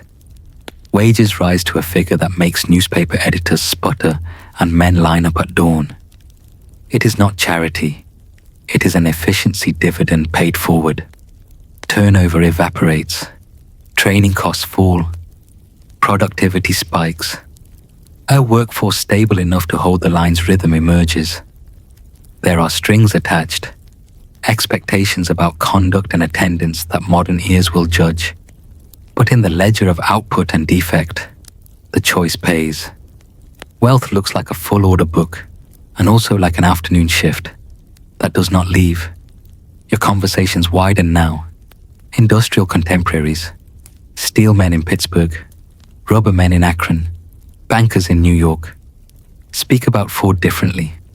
Some admire him, quietly copying his methods. Some resent him, loudly copying his language while missing his substance. A titan of oil remarks, perhaps grudgingly, that a cheap car is the best friend petroleum ever had. A financier notes that the safest paper he holds is not a bond, but a purchase order from Highland Park. An inventor whose lamps first lit Henry's path sends a letter that reads like a benediction. Keep going, keep simplifying, keep serving function. Doing business with Henry Ford has become a shorthand. Expect to be paid, expect to be pressured, expect to be better afterward. You drive a newly built T out of Highland Park one late afternoon. The road is still a mixture of crushed stone and hope. You push the left pedal into low. The car tugs you forward with an eager steadiness. You ease into high. The road unwinds. Farmers tip hats. Children wave. A few men in tall collars look away, pretending not to be impressed. The wind smells of cut hay. You realize that the product is not the car alone. It is the change distance between places, the change bargain between time and task, the changed ambition of anyone who can now go further for less. Inside the office, Cousins closes another quarter's books. The numbers read like a manifesto without adjectives. Cost per car down, units up, defects down, cash up, price down. Again, dividends are declared, capital expenditures approved, a cash reserve maintained with the prudence of a farmer guarding seed. It is not glamorous. It is what wealth looks like when it intends to outlast moods. And Henry? He remains himself, restless around waste, unpersuaded by flattery, impatient with ornament. He says things bluntly. He contradicts himself sometimes. He will make decisions you will later debate. But in this span, the Model T rising from a quiet room at Piquet to a river of cars at Highland Park, his core remains visible, reduced to essence, built for the many, trust arithmetic, designed for manufacture, and insist that the machine serve the work and the worker both. Doing business with him now means understanding that the point is not the car, it is the method. The T is a byproduct of a way of thinking that will migrate to glassworks, to steel mills, to rubber curing, to shipping docks, to finance desks. The product is a system that delivers reliability at scale. The wealth you witness is not a number in a single year, but the compounding of small, exacting choices. People will tell stories later about slogans and quips. You will remember the smell of oil and clean concrete, the measured beat of a line that turned time into value, and a man who learned to move a bin 1 foot closer, so a million hands could move the world. You return to the plant, just as the hum becomes a tide. Orders for the tea arrive not in bundles, but in waves, and the company learns to breathe on a new rhythm. By now, the sales curve is not an argument. It is a fact. Price inches down as output climbs. Output climbs because process shortens. Process shortens because design obeys manufacture. The circle feeds itself, and you stand inside it, feeling what compounding really means when it is built in steel and time instead of paper and promises. Outside, the country's texture changes. Roads that were once wagon ruts become graded, then gravelled. Town councils that used to argue about hitching posts now debate culverts and bridges. In front of a general store on a Saturday morning, you notice the conversation shift. Men no longer ask whether automobiles will last. They ask when the next shipment will arrive and whether the dealer will allocate one to their name. A car ceases to be a spectacle and becomes a tool, then a companion, a way of holding distance in your hand. Inside Ford Motor Company, the discipline tightens. Dealers who once begged for looser terms now find the rules shaped by volume. Allocations are scheduled. Parts inventories are prescribed. Mechanics are trained in a language that is the same from Duluth to Dallas. The blue sign over a doorway is no longer a decoration. It is a contract. You sit through a dealer meeting in which a man from a prairie town stands up and says that his service bay now fixes threshers and trucks as often as touring cars, because once a community trusts a mechanic to keep a T alive, it trusts him to keep anything with gears alive. The company nods. This is precisely the ecosystem they wanted to grow. Price keeps doing quiet work. Rivals who cannot match it begin to imitate, but they copy the silhouette, not the system. A competitor trims price by trimming steel thickness and hides defects with paint. The field finds them out within months, and the brand fades like a sign in the sun. The tea, meanwhile, survives roads, winters, and owners who treat it with affectionate indifference. Reputation becomes a capital account no bank can extend, and no rival can counterfeit. You walk Highland Park again after a week away, and the line has changed. Small things, but everywhere. A jig has been modified, a tool has been rehung, a workstation has rotated 90 degrees. These are not whims. They are the outcome of counting seconds and listening to men who live by seconds. One foreman explains that moving the magneto bench to the other side of a column saved 3 paces per unit. 3 paces times 1,000 units per day, he says, and smiles. This is how a factory becomes a calculus. By turning a single step into an hour into a day into another building's worth of output. The wage policy, announced with a number that sounded like thunder when first spoken, does exactly what it was supposed to do. Turnover collapses, skill accumulates, men show up early to get a spot. Those who stay grow deft. The sociological department, a creation that modern eyes would see as intrusive, patrols against chaos. It is part welfare, part surveillance, and wholly aimed at keeping the line's pulse steady. You sense the bargain. Higher pay, higher expectations, smoother production. It works, by the ledger and by the product. Later generations will debate its perimeter. In this moment, you see what the line sees. Fewer hands quitting in the middle of a station. Fewer accidents born of fatigue. more cars that need no apology. The business around the factory stretches outward. Ford of Canada becomes a hinge that swings open markets across the British Empire. Cars built locally from crates of standardized parts. Taxes avoided legally by assembling where the cars will live. Knockdown kits leave American docks and land in Manchester and Port Elizabeth, in Buenos Aires and Copenhagen to be bolted together by men trained from the same manuals used in Michigan. What began as a company becomes a method. What began as a method becomes a network. You travel east with a group of bankers who want to see for themselves what their paper represents. They walk Highland Park slowly, their shoes sounding odd against the cleanliness of the floor, their intonations shifting from polite to appreciative as they watch chassis glide. One of them murmurs that railroads transform distance by steel and schedule. This place, he says, transforms labor by sequence and certainty. He does not say investment, he says infrastructure, and you realize that doing business with Henry Ford now involves bankers who grasp that a disciplined process is collateral of its own. The T earns its folklore. Any color, so long as it's black, moves from shop floor explanation to national aphorism, and you know what it really means. The black enamel cures fastest, the line waits least, the price drops further, the world gets what it needs sooner. A clever remark becomes a process decision disguised as wit. River Rouge rises in conversations before its skeleton rises against the sky. Henry talks about it as a principle before it is a place.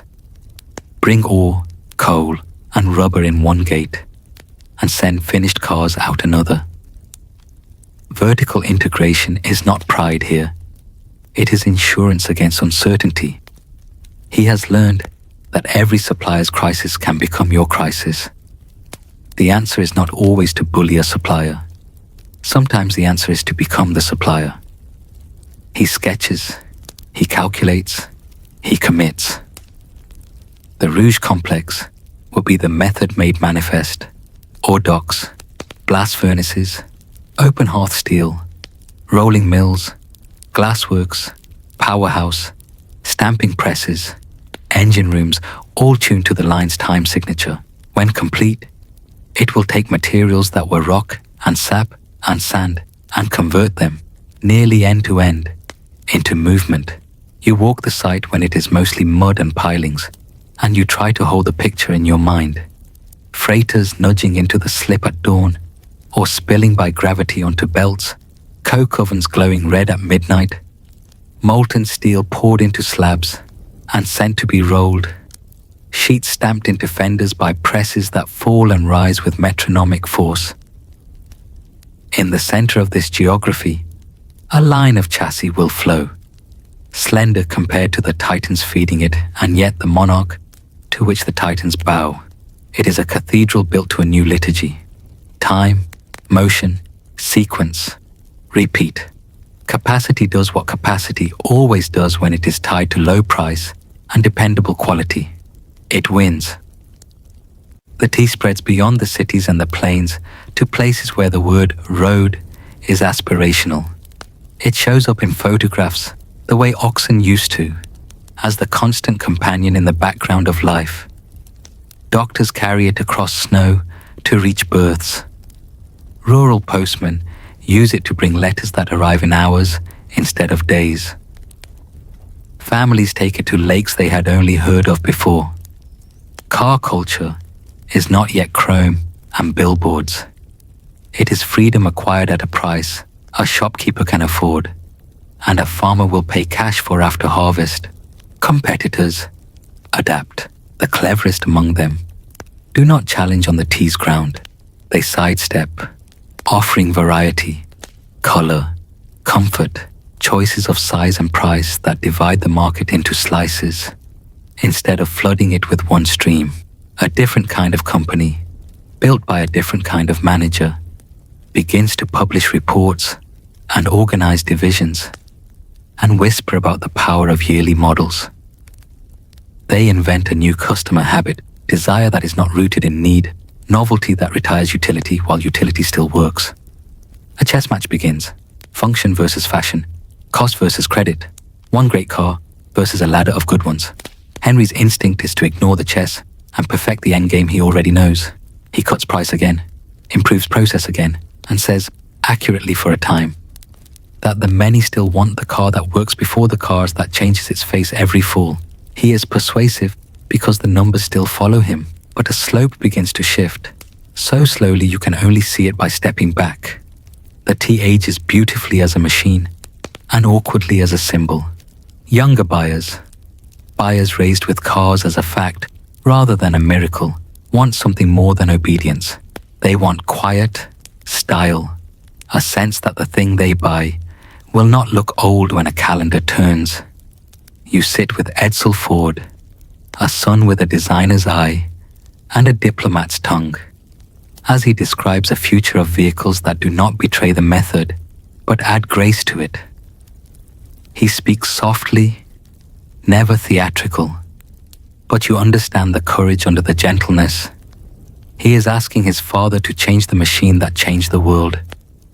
The meetings are not arguments, so much as orbiting conversations. Henry asks for proof in numbers. Edsel points to markets that do not submit to arithmetic until after they have already moved. Around the table, lieutenants choose their silences and their sentences carefully. Meanwhile, Rouge comes alive. You walk the ore bridge at night and watch material flow as if gravity had been told a new story to obey. The place has an ore that is not noisy. Molten metal moves like sunlight captured and poured. Sparks fly in arcs that look choreographed. A car every so many seconds is not a claim. It is a promise kept in public. An engineer near you says that this is the first time he has seen an idea so large it required its own river. Everything here exists to serve sequence. Global expansion thickens. Manchester's Trafford Park Assembly turns out cars that learn the quirks of British weather and British roads. A plant in Cork bangs out tractors and cars. Antwerp stacks crates of knockdown kits that will become cars in places where the language on the instruction sheet is not the language on the street. A longshoreman in Buenos Aires lifts a crate with a number that matches one in a ledger in Highland Park, and you appreciate the audacity of building a system that treats oceans as wide conveyor belts. Back home, the line advances from 3 shifts to an idea both radical and simple. 5 days, 8 hours. The weekend emerges from a factory's calendar because a manager who valorizes output recognizes that rest is not the enemy of productivity.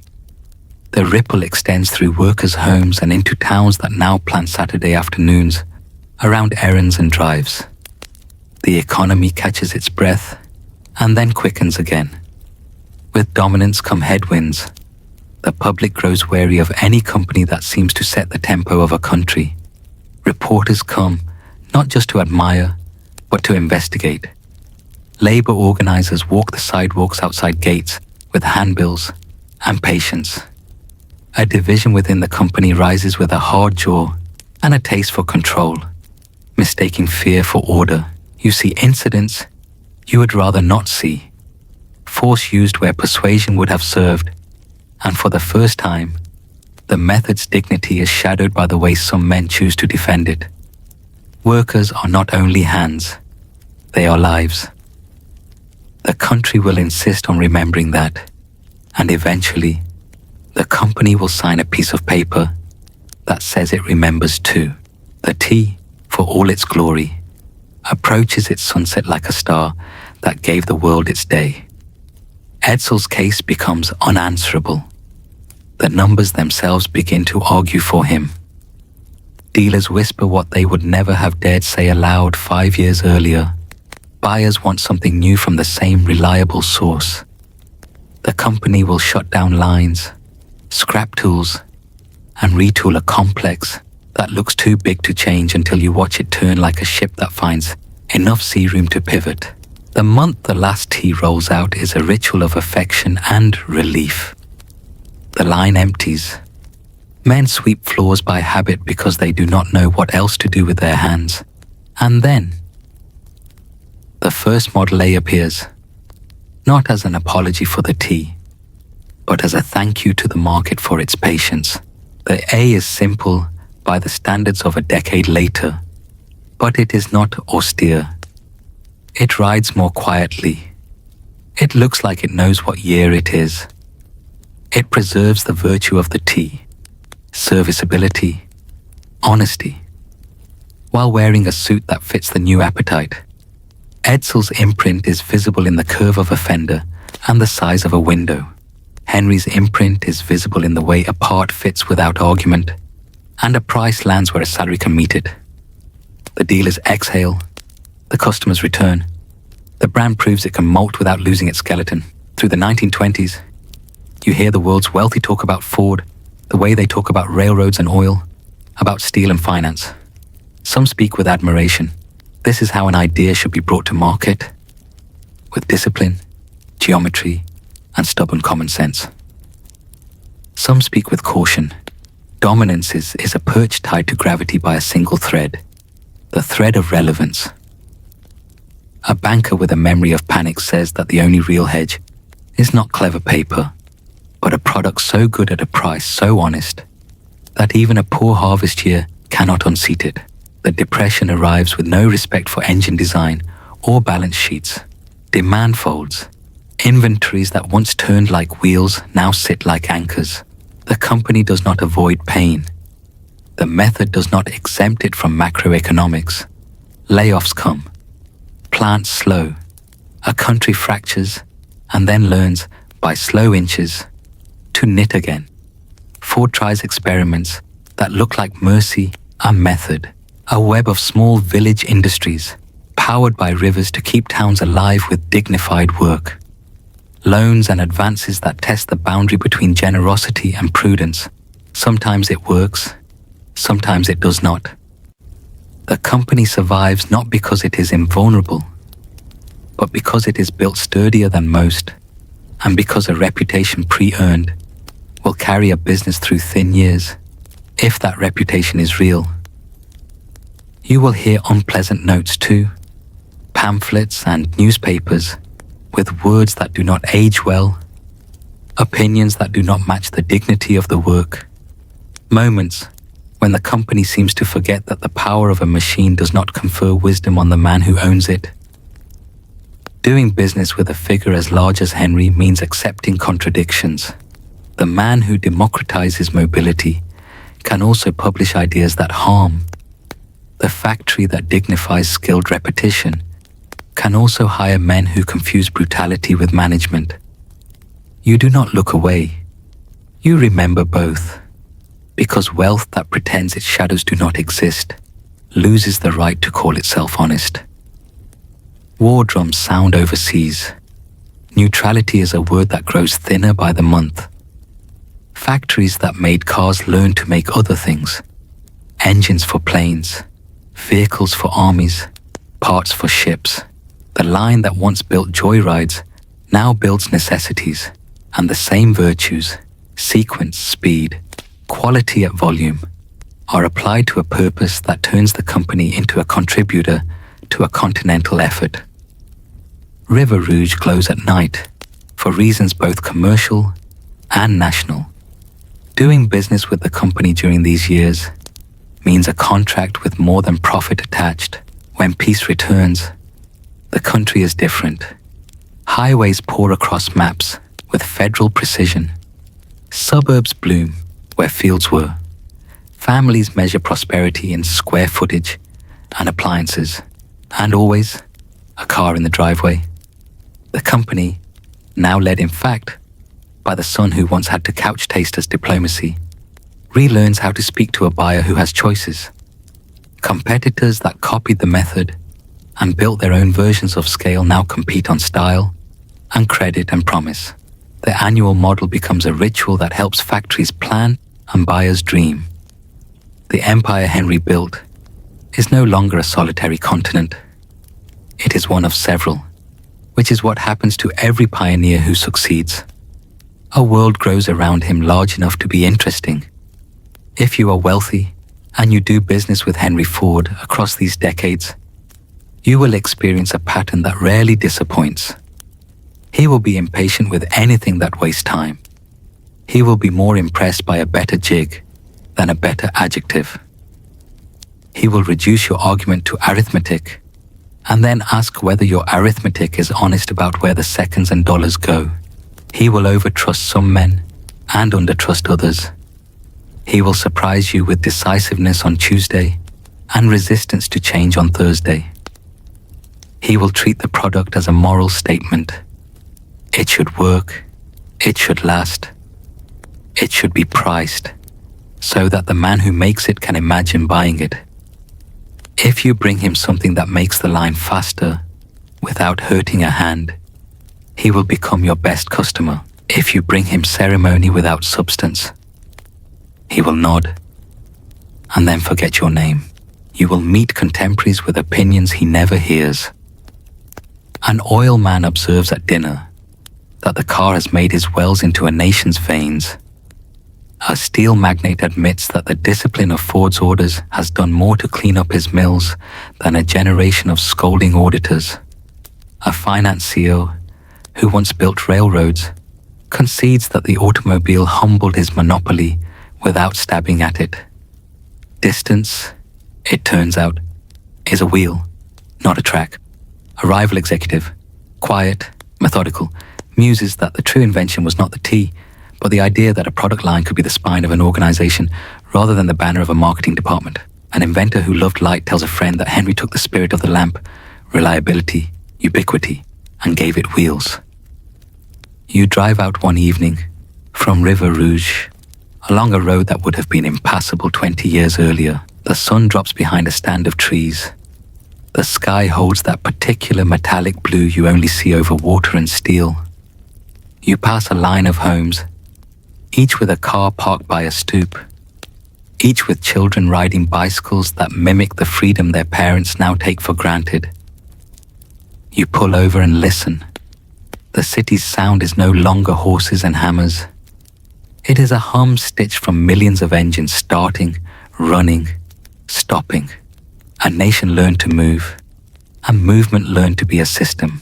And if someone asks you, later, at a quiet club or over a ledger, what it was really like to do business with Henry Ford, you will say, it was like stepping into a current that carried you if you kept your balance, and threw you if you tried to float.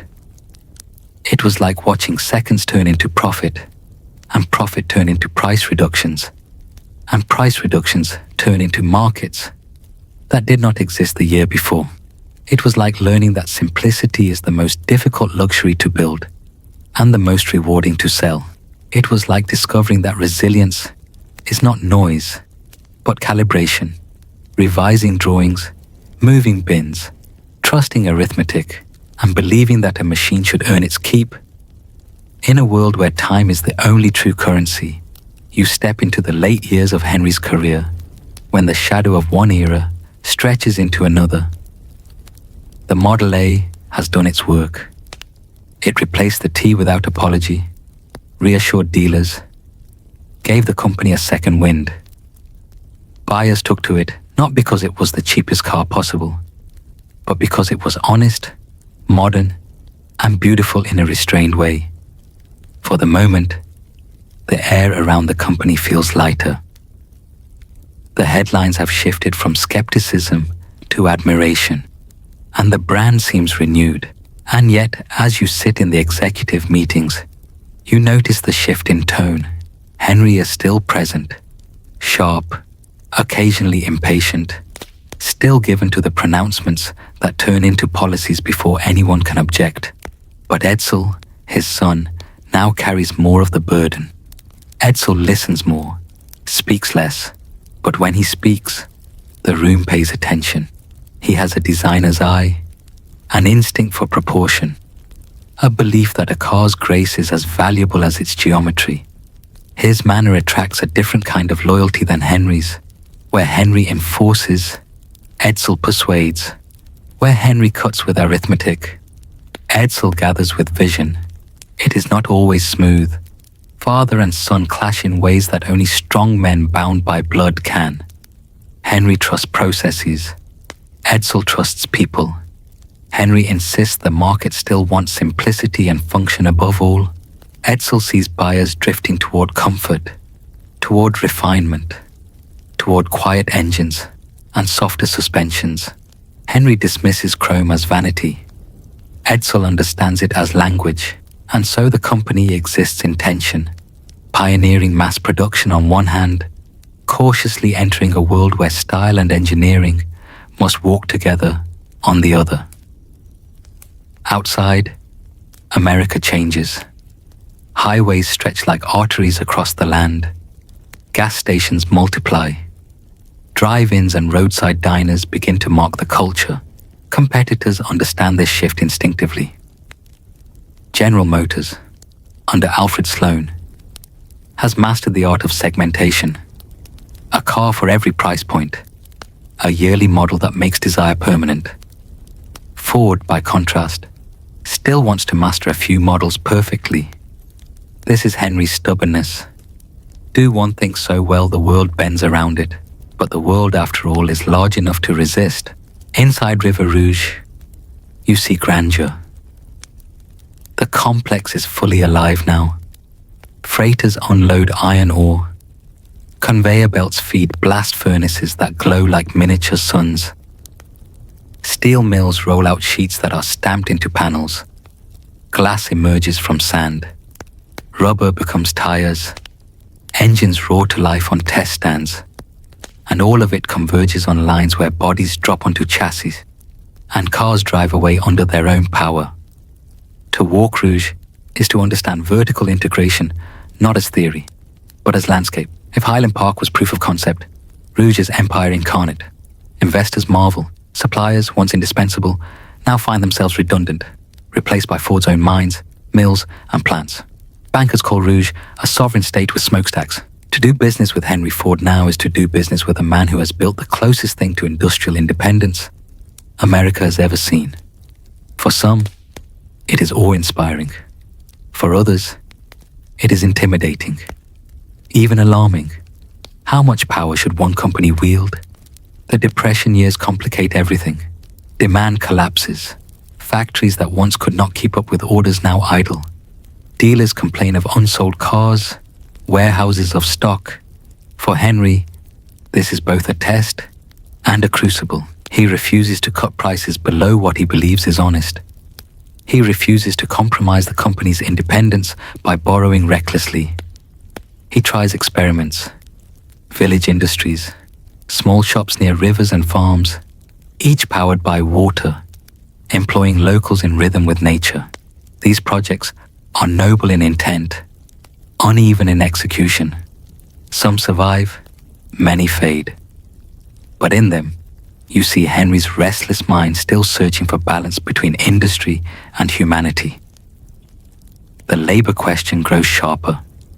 Men who once considered themselves fortunate to work on the line now chafe under the intensity. Unions stir. Organizers arrive at factory gates. Henry resists, fiercely, convinced unions are parasites. He arms his service department with muscle and menace, and for a time, fear suppresses unrest. You watch with unease as the reputation of Ford the innovator is stained by headlines about beatings and confrontations. The discipline of the line, once admired, begins to be described as tyranny. Edsel counsels compromise. He urges his father to meet the workers halfway, to see their demands not as rebellion, but as negotiation. Henry resists. Years pass. Eventually, reality asserts itself. The government, the courts, the sheer momentum of organized labor. In 1941, the company finally signs with the United Auto Workers. The truce is both inevitable and, in its own way, liberating. The fight is over. The terms are set. Henry, old now, sees it as defeat. Edsel sees it as survival. During these same years, you see innovation persist. The V8 engine, once considered too ambitious for mass production, becomes a reality. Ford builds it, refines it, and astonishes the market by offering 8-cylinder power at a price that competitors cannot match. It is not just engineering, it is marketing brilliance. Power ceases to be the preserve of the wealthy. It becomes democratic. Farmers, shopkeepers, small-town professionals, all can own what was once a luxury. Again, Henry's obsession with scale reshapes expectations. The war arrives, and Rouge transforms overnight. Tanks, aircraft engines, trucks, jeeps, all flow down the same lines that once built sedans. Willow Run, the new bomber plant, becomes the largest factory under one roof in the world. Liberator bombers roll off the line in a cadence no one thought possible. 1 an hour at the peak. You walk the floor, and it feels like history itself has been bent into rhythm. Doing business with Henry Ford now means doing business with the arsenal of democracy. And yet, as the war rages, personal tragedy shadows the company. Edsel, strained by years of conflict with his father, by the weight of leadership, by illness, dies young in 1943. The grief is heavy. Henry, old and stubborn, attempts to reassert direct control, but the truth is plain. He is no longer the man who once prowled factory floors with ideas, spilling faster than engineers could catch them. The company wobbles. The government, nervous about the stability of a corporation so central to production, leans in. Eventually, Henry II, Edsel's son, takes the helm. The torch passes, though not smoothly. In Henry's final years, you see a man who once embodied relentless forward motion, now looking backward. He rides through the Rouge complex in a chauffeur-driven car, gazing at furnaces that burn because of principles he set decades earlier. He visits Greenfield Village, his living museum, where he has gathered the artifacts of American ingenuity. Edison's laboratory, the Wright brothers' workshop, the one-room schoolhouse of his youth. It is nostalgia, but also philosophy, a belief that progress must never forget its roots. Wealthy contemporaries weigh his legacy. Some call him the greatest industrialist of his time, a man who redefined not only how things are made, but who gets to own them. Others critique his stubbornness, his resistance to change, his blindness to labor's reality, his flirtations with prejudice. But all agree, to do business with Henry Ford was to touch a current of history. His empire outlives him. The assembly line becomes not just a method, but a metaphor, studied in business schools, adapted across industries, exported worldwide. The Model T remains a symbol, the car that gave mobility to the many. River Rouge remains a monument, proof that an idea can be so complete, it requires its own geography, and the wealth he created ripples forward, not just in balance sheets, but in the transformation of a society where motion became a right, not a privilege. If someone were to ask you in those final years what it was really like to do business with Henry Ford, you would answer slowly. It was like working with gravity. You could fight it, but it would still shape your path. You could harness it, and it would lift you higher than you thought possible. And always, it reminded you that the world respects not the noise of ambition, but the weight of results. You step into the world after Henry Ford's passing, and though the man himself is gone, the mark of his vision lingers everywhere you look. Factories hum with rhythms that he set into motion. Roads filled with cars, no longer just Fords, but every make and model imaginable, owe their very existence to the template he hammered into permanence.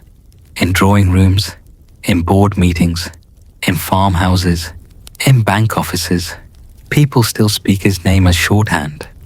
Some with reverence, others with criticism, but always with acknowledgement. Wealthy contemporaries pause to consider his life, and you listen as they speak with the clarity that only death allows. A railroad magnate, long accustomed to measuring power in miles of track and tons of freight, admits privately that Ford outflanked him not with speed, but with ubiquity.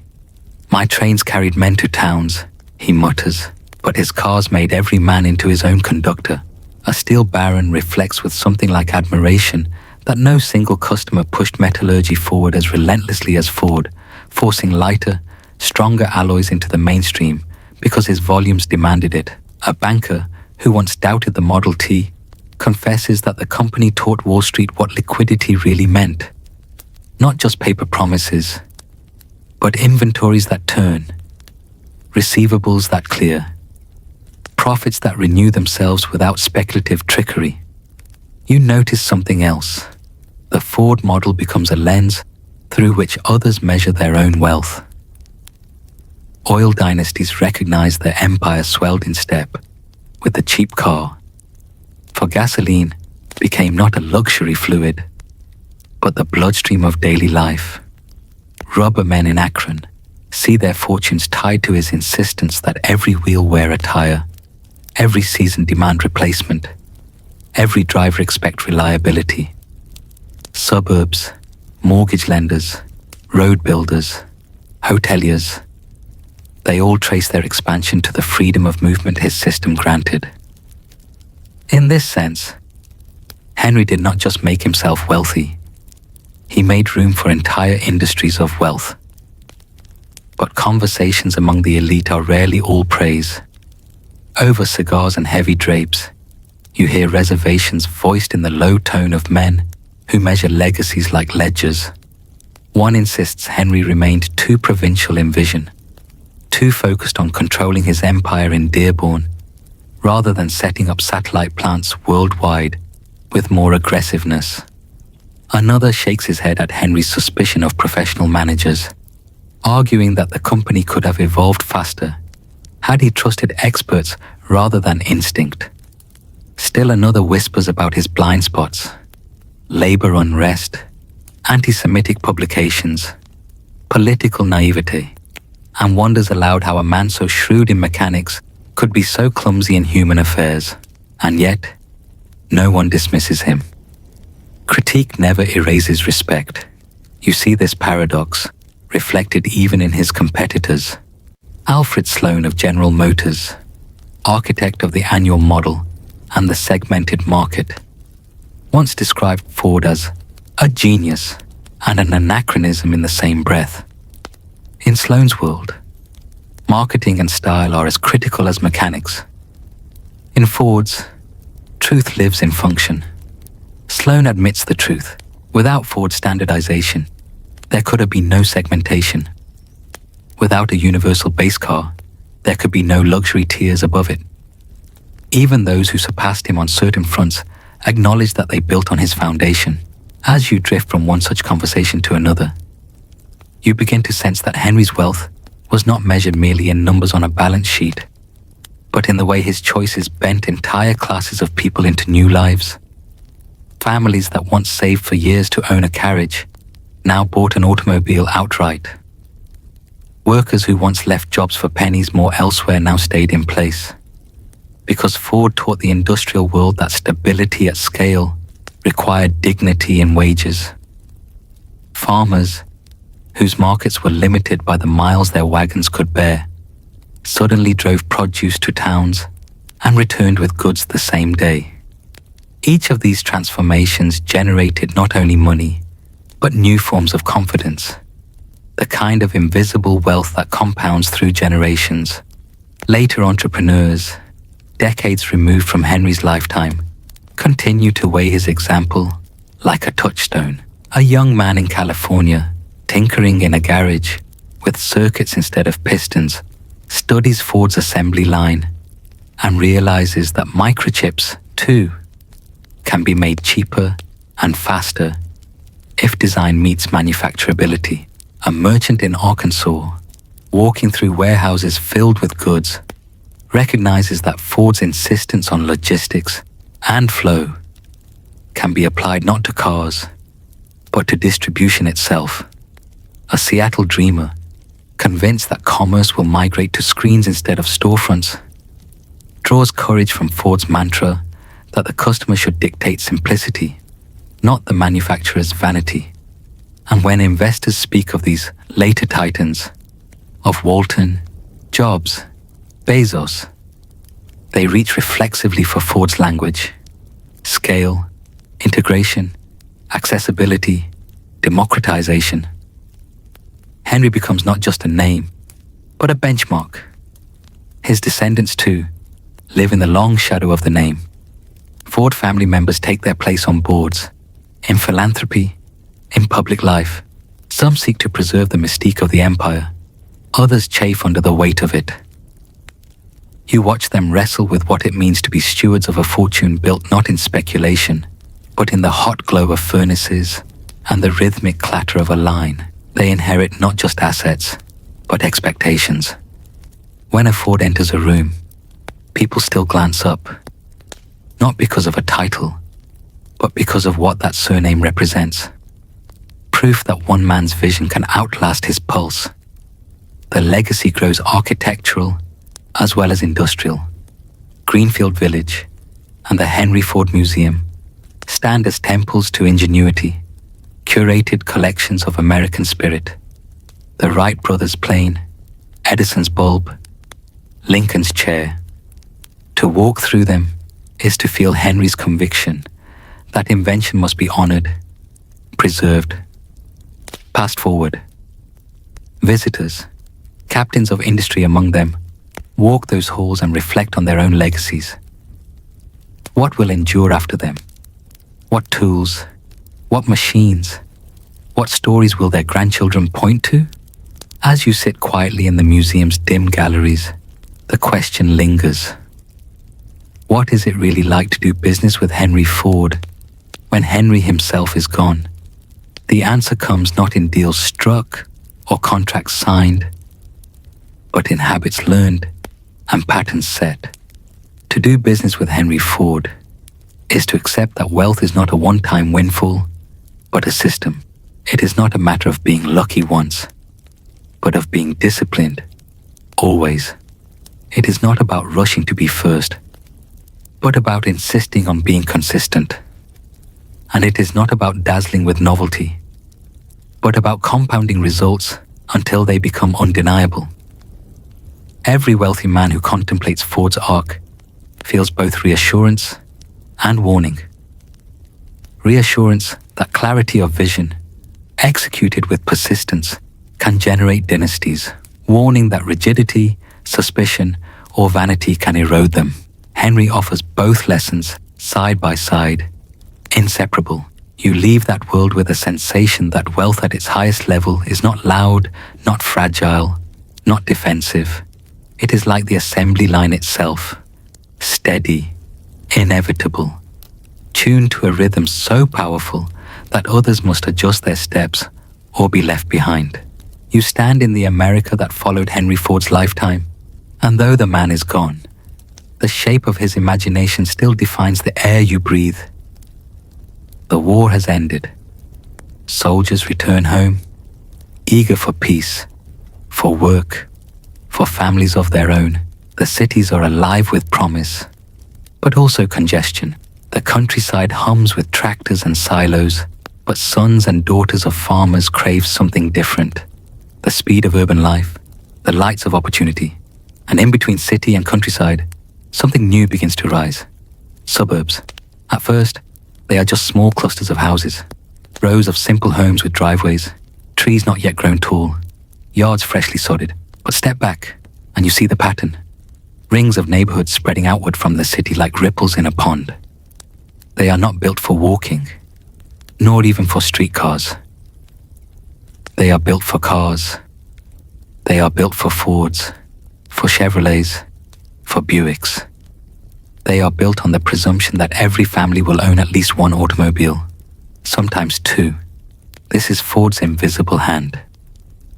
He did not design these suburbs, but his assembly lines made them possible. He made the car affordable enough to be ordinary, reliable enough to be trusted, plentiful enough to be assumed. Without the cheap car, the suburb is inconceivable. The wealthy notice this ripple effect immediately. To invest in real estate, to finance mortgages, to build highways, all of it leans on the car. Bankers, developers, oil men, and construction magnates quietly tip their hats to Ford each time they tally profits from subdivisions and interstates. The federal government sees it too. The GI Bill encourages veterans to buy homes. The interstate highway system is authorized. Entire landscapes shift. Farms give way to freeways. Small towns bloom into commuter hubs. And each change multiplies the fortune of those positioned correctly. Oil companies see their sales rise, not by increments, but by magnitudes. Tire manufacturers scale their plants to supply not just fleets, but families. Drive-ins, diners, shopping plazas. They sprout like wildflowers in asphalt cracks, each one an entrepreneurial response to Ford's democratization of mobility. You, as one of the wealth-minded, observe this with both fascination and calculation. What you see is proof that wealth is never trapped in a single invention. Wealth is created when one invention alters everything around it. Ford's genius was not only in the Model T or the assembly line, it was in setting conditions where others could prosper. Every gas pump was a dividend of his vision. Every paved road was an extension of his network. Every suburban garage was an echo of his factory floor. Even overseas, the ripple spreads. In Germany, in Japan, in Britain, car makers study his methods, adapt his principles, and begin to produce their own fleets of affordable cars. At first they seem derivative, copies of the American pattern, but in time, they sharpen the lessons, sometimes surpassing the originator. Volkswagen, Toyota, Peugeot, each, in its way, owes a debt to the man from Dearborn. They learn that volume is discipline, that flow is profit, that efficiency is not a tactic, but a religion. The industrialist in you recognizes this as the ultimate compliment. Competitors imitate you, then compete with you on your own ground. Global supply chains, decades later, also bear his fingerprints. Before Ford, a factory was often a single building, a cluster of craftsmen. After Ford, a factory became an organism, pulling in ore, coal, rubber, and glass, and spitting out finished products on time. Today's billion-dollar supply chains, ships coursing between continents, containers stacked like city blocks, warehouses run with the precision of algorithms, are children of that same instinct. They are just River Rouge, expanded across oceans. Henry imagined a factory that swallowed raw materials and exhaled automobiles. The modern world imagines a planet-wide factory, and in some sense, it is still his blueprint scaled to infinity. Wealthy investors in the decades after his passing reflect on these legacies not as distant history, but as practical guidance. They ask themselves, what is the Ford of our age? What industry today seems like a toy, an indulgence for the few, but could, through discipline and volume, become a necessity for the many? They look at plastics, at electronics, at computing, at biotechnology, at clean energy. In each, they search for the same pattern, a stubborn visionary, a repeatable process, a lowering of cost until ubiquity is inevitable. To invest early in such a thing is to repeat the Ford dividend, not once, but across generations. Culturally too, Ford's shadow stretches long. The rhythm of the assembly line seeps into everything. How people think of efficiency, how companies measure productivity, how schools schedule classes, how offices divide tasks. Even in worlds far removed from machines, the cadence of next, next, next becomes familiar. Some praise it as discipline, some curse it as monotony, but all acknowledge it as Fordian. Wealthy families recognize both sides, the power of systems to multiply results and the danger of systems to strip away soul if left unchecked. They study Ford not only as inspiration, but as caution. Later titans, Rockefeller's heirs, Walton's empire, Gates, Bezos, Musk, each carry pieces of Ford in their DNA. Walton channels Ford in his obsession with logistics, with making goods cheap enough to draw customers by the millions. Bezos channels Ford in his warehouses, where algorithms function like assembly lines, spitting out packages instead of cars. Musk channels Ford in his audacity to build not just cars, but entire gigafactories, modern rouge complexes designed for batteries and steel. Each has critics, each has disciples, and in quiet moments, each acknowledges the precedent. Ford proved that one man's discipline can rewire the world. But wealth, you observe, is never one-dimensional. Ford left behind not only admiration, but also scars.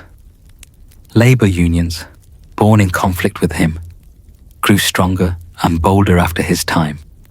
Workers remembered the pace of the line, the tyranny of 12-hour days, the bruises left by the service department. They demanded a different balance. Their victories reshaped industries, altered profit margins, forced compromises. Every wealthy man since has had to reckon with this. Ford gave workers dignity with high wages, but he also gave them grievances with relentless speed. His wealth carried both gifts and grudges.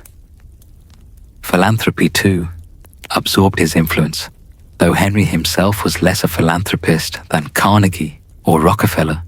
The Ford Foundation, established by his son Edsel, became one of the world's most powerful engines of charitable wealth. Its reach into education, health, civil rights, and global development mirrored the scale of the fortune itself. In this way, Ford's empire continued to shape the world not only through machines, but through ideas funded by his descendants. For the wealthy, this is a reminder. Even if you do not choose to channel wealth outward, your heirs may. Legacy is not just inheritance, it is interpretation. Walk through any major city today, and you still hear echoes of Henry. Ride a freeway at dawn, when thousands of cars surge like a metallic river toward offices. Shop in a store that depends on supply chains timed to the minute. Open a delivery box that traveled across a continent overnight. In each, you are doing business with Ford, whether you know it or not. Not with the man, but with the system he proved. You as the listener, drifting towards sleep, realize that to study Ford's legacy is to study wealth itself. Not as luck, not as inheritance, not as a flash of genius, but as rhythm. Wealth is rhythm. It is the heartbeat of repetition, the compounding of small efficiencies, the courage to bet on ubiquity when others chase exclusivity. It is the patience to build systems that outlive your name, and the humility, or arrogance, to let them run even when you are no longer present. As your mind rests, the thought settles. Ford's story is not a relic of history. It is a mirror. If you too are building wealth of a kind that should endure, you must ask, are you chasing novelty, or are you establishing rhythm? Are you extracting momentary profits, or are you engineering inevitabilities? Are you constructing monuments to yourself, or are you seeding systems that will still function when your grandchildren are the ones deciding how to spend your fortune? The cars on the freeway tonight, the glow of suburban lights, the containers stacked on ships, the warehouses buzzing in silence, all are whispers of Henry Ford's answer. He engineered inevitability. He multiplied results until the world had no choice but to change.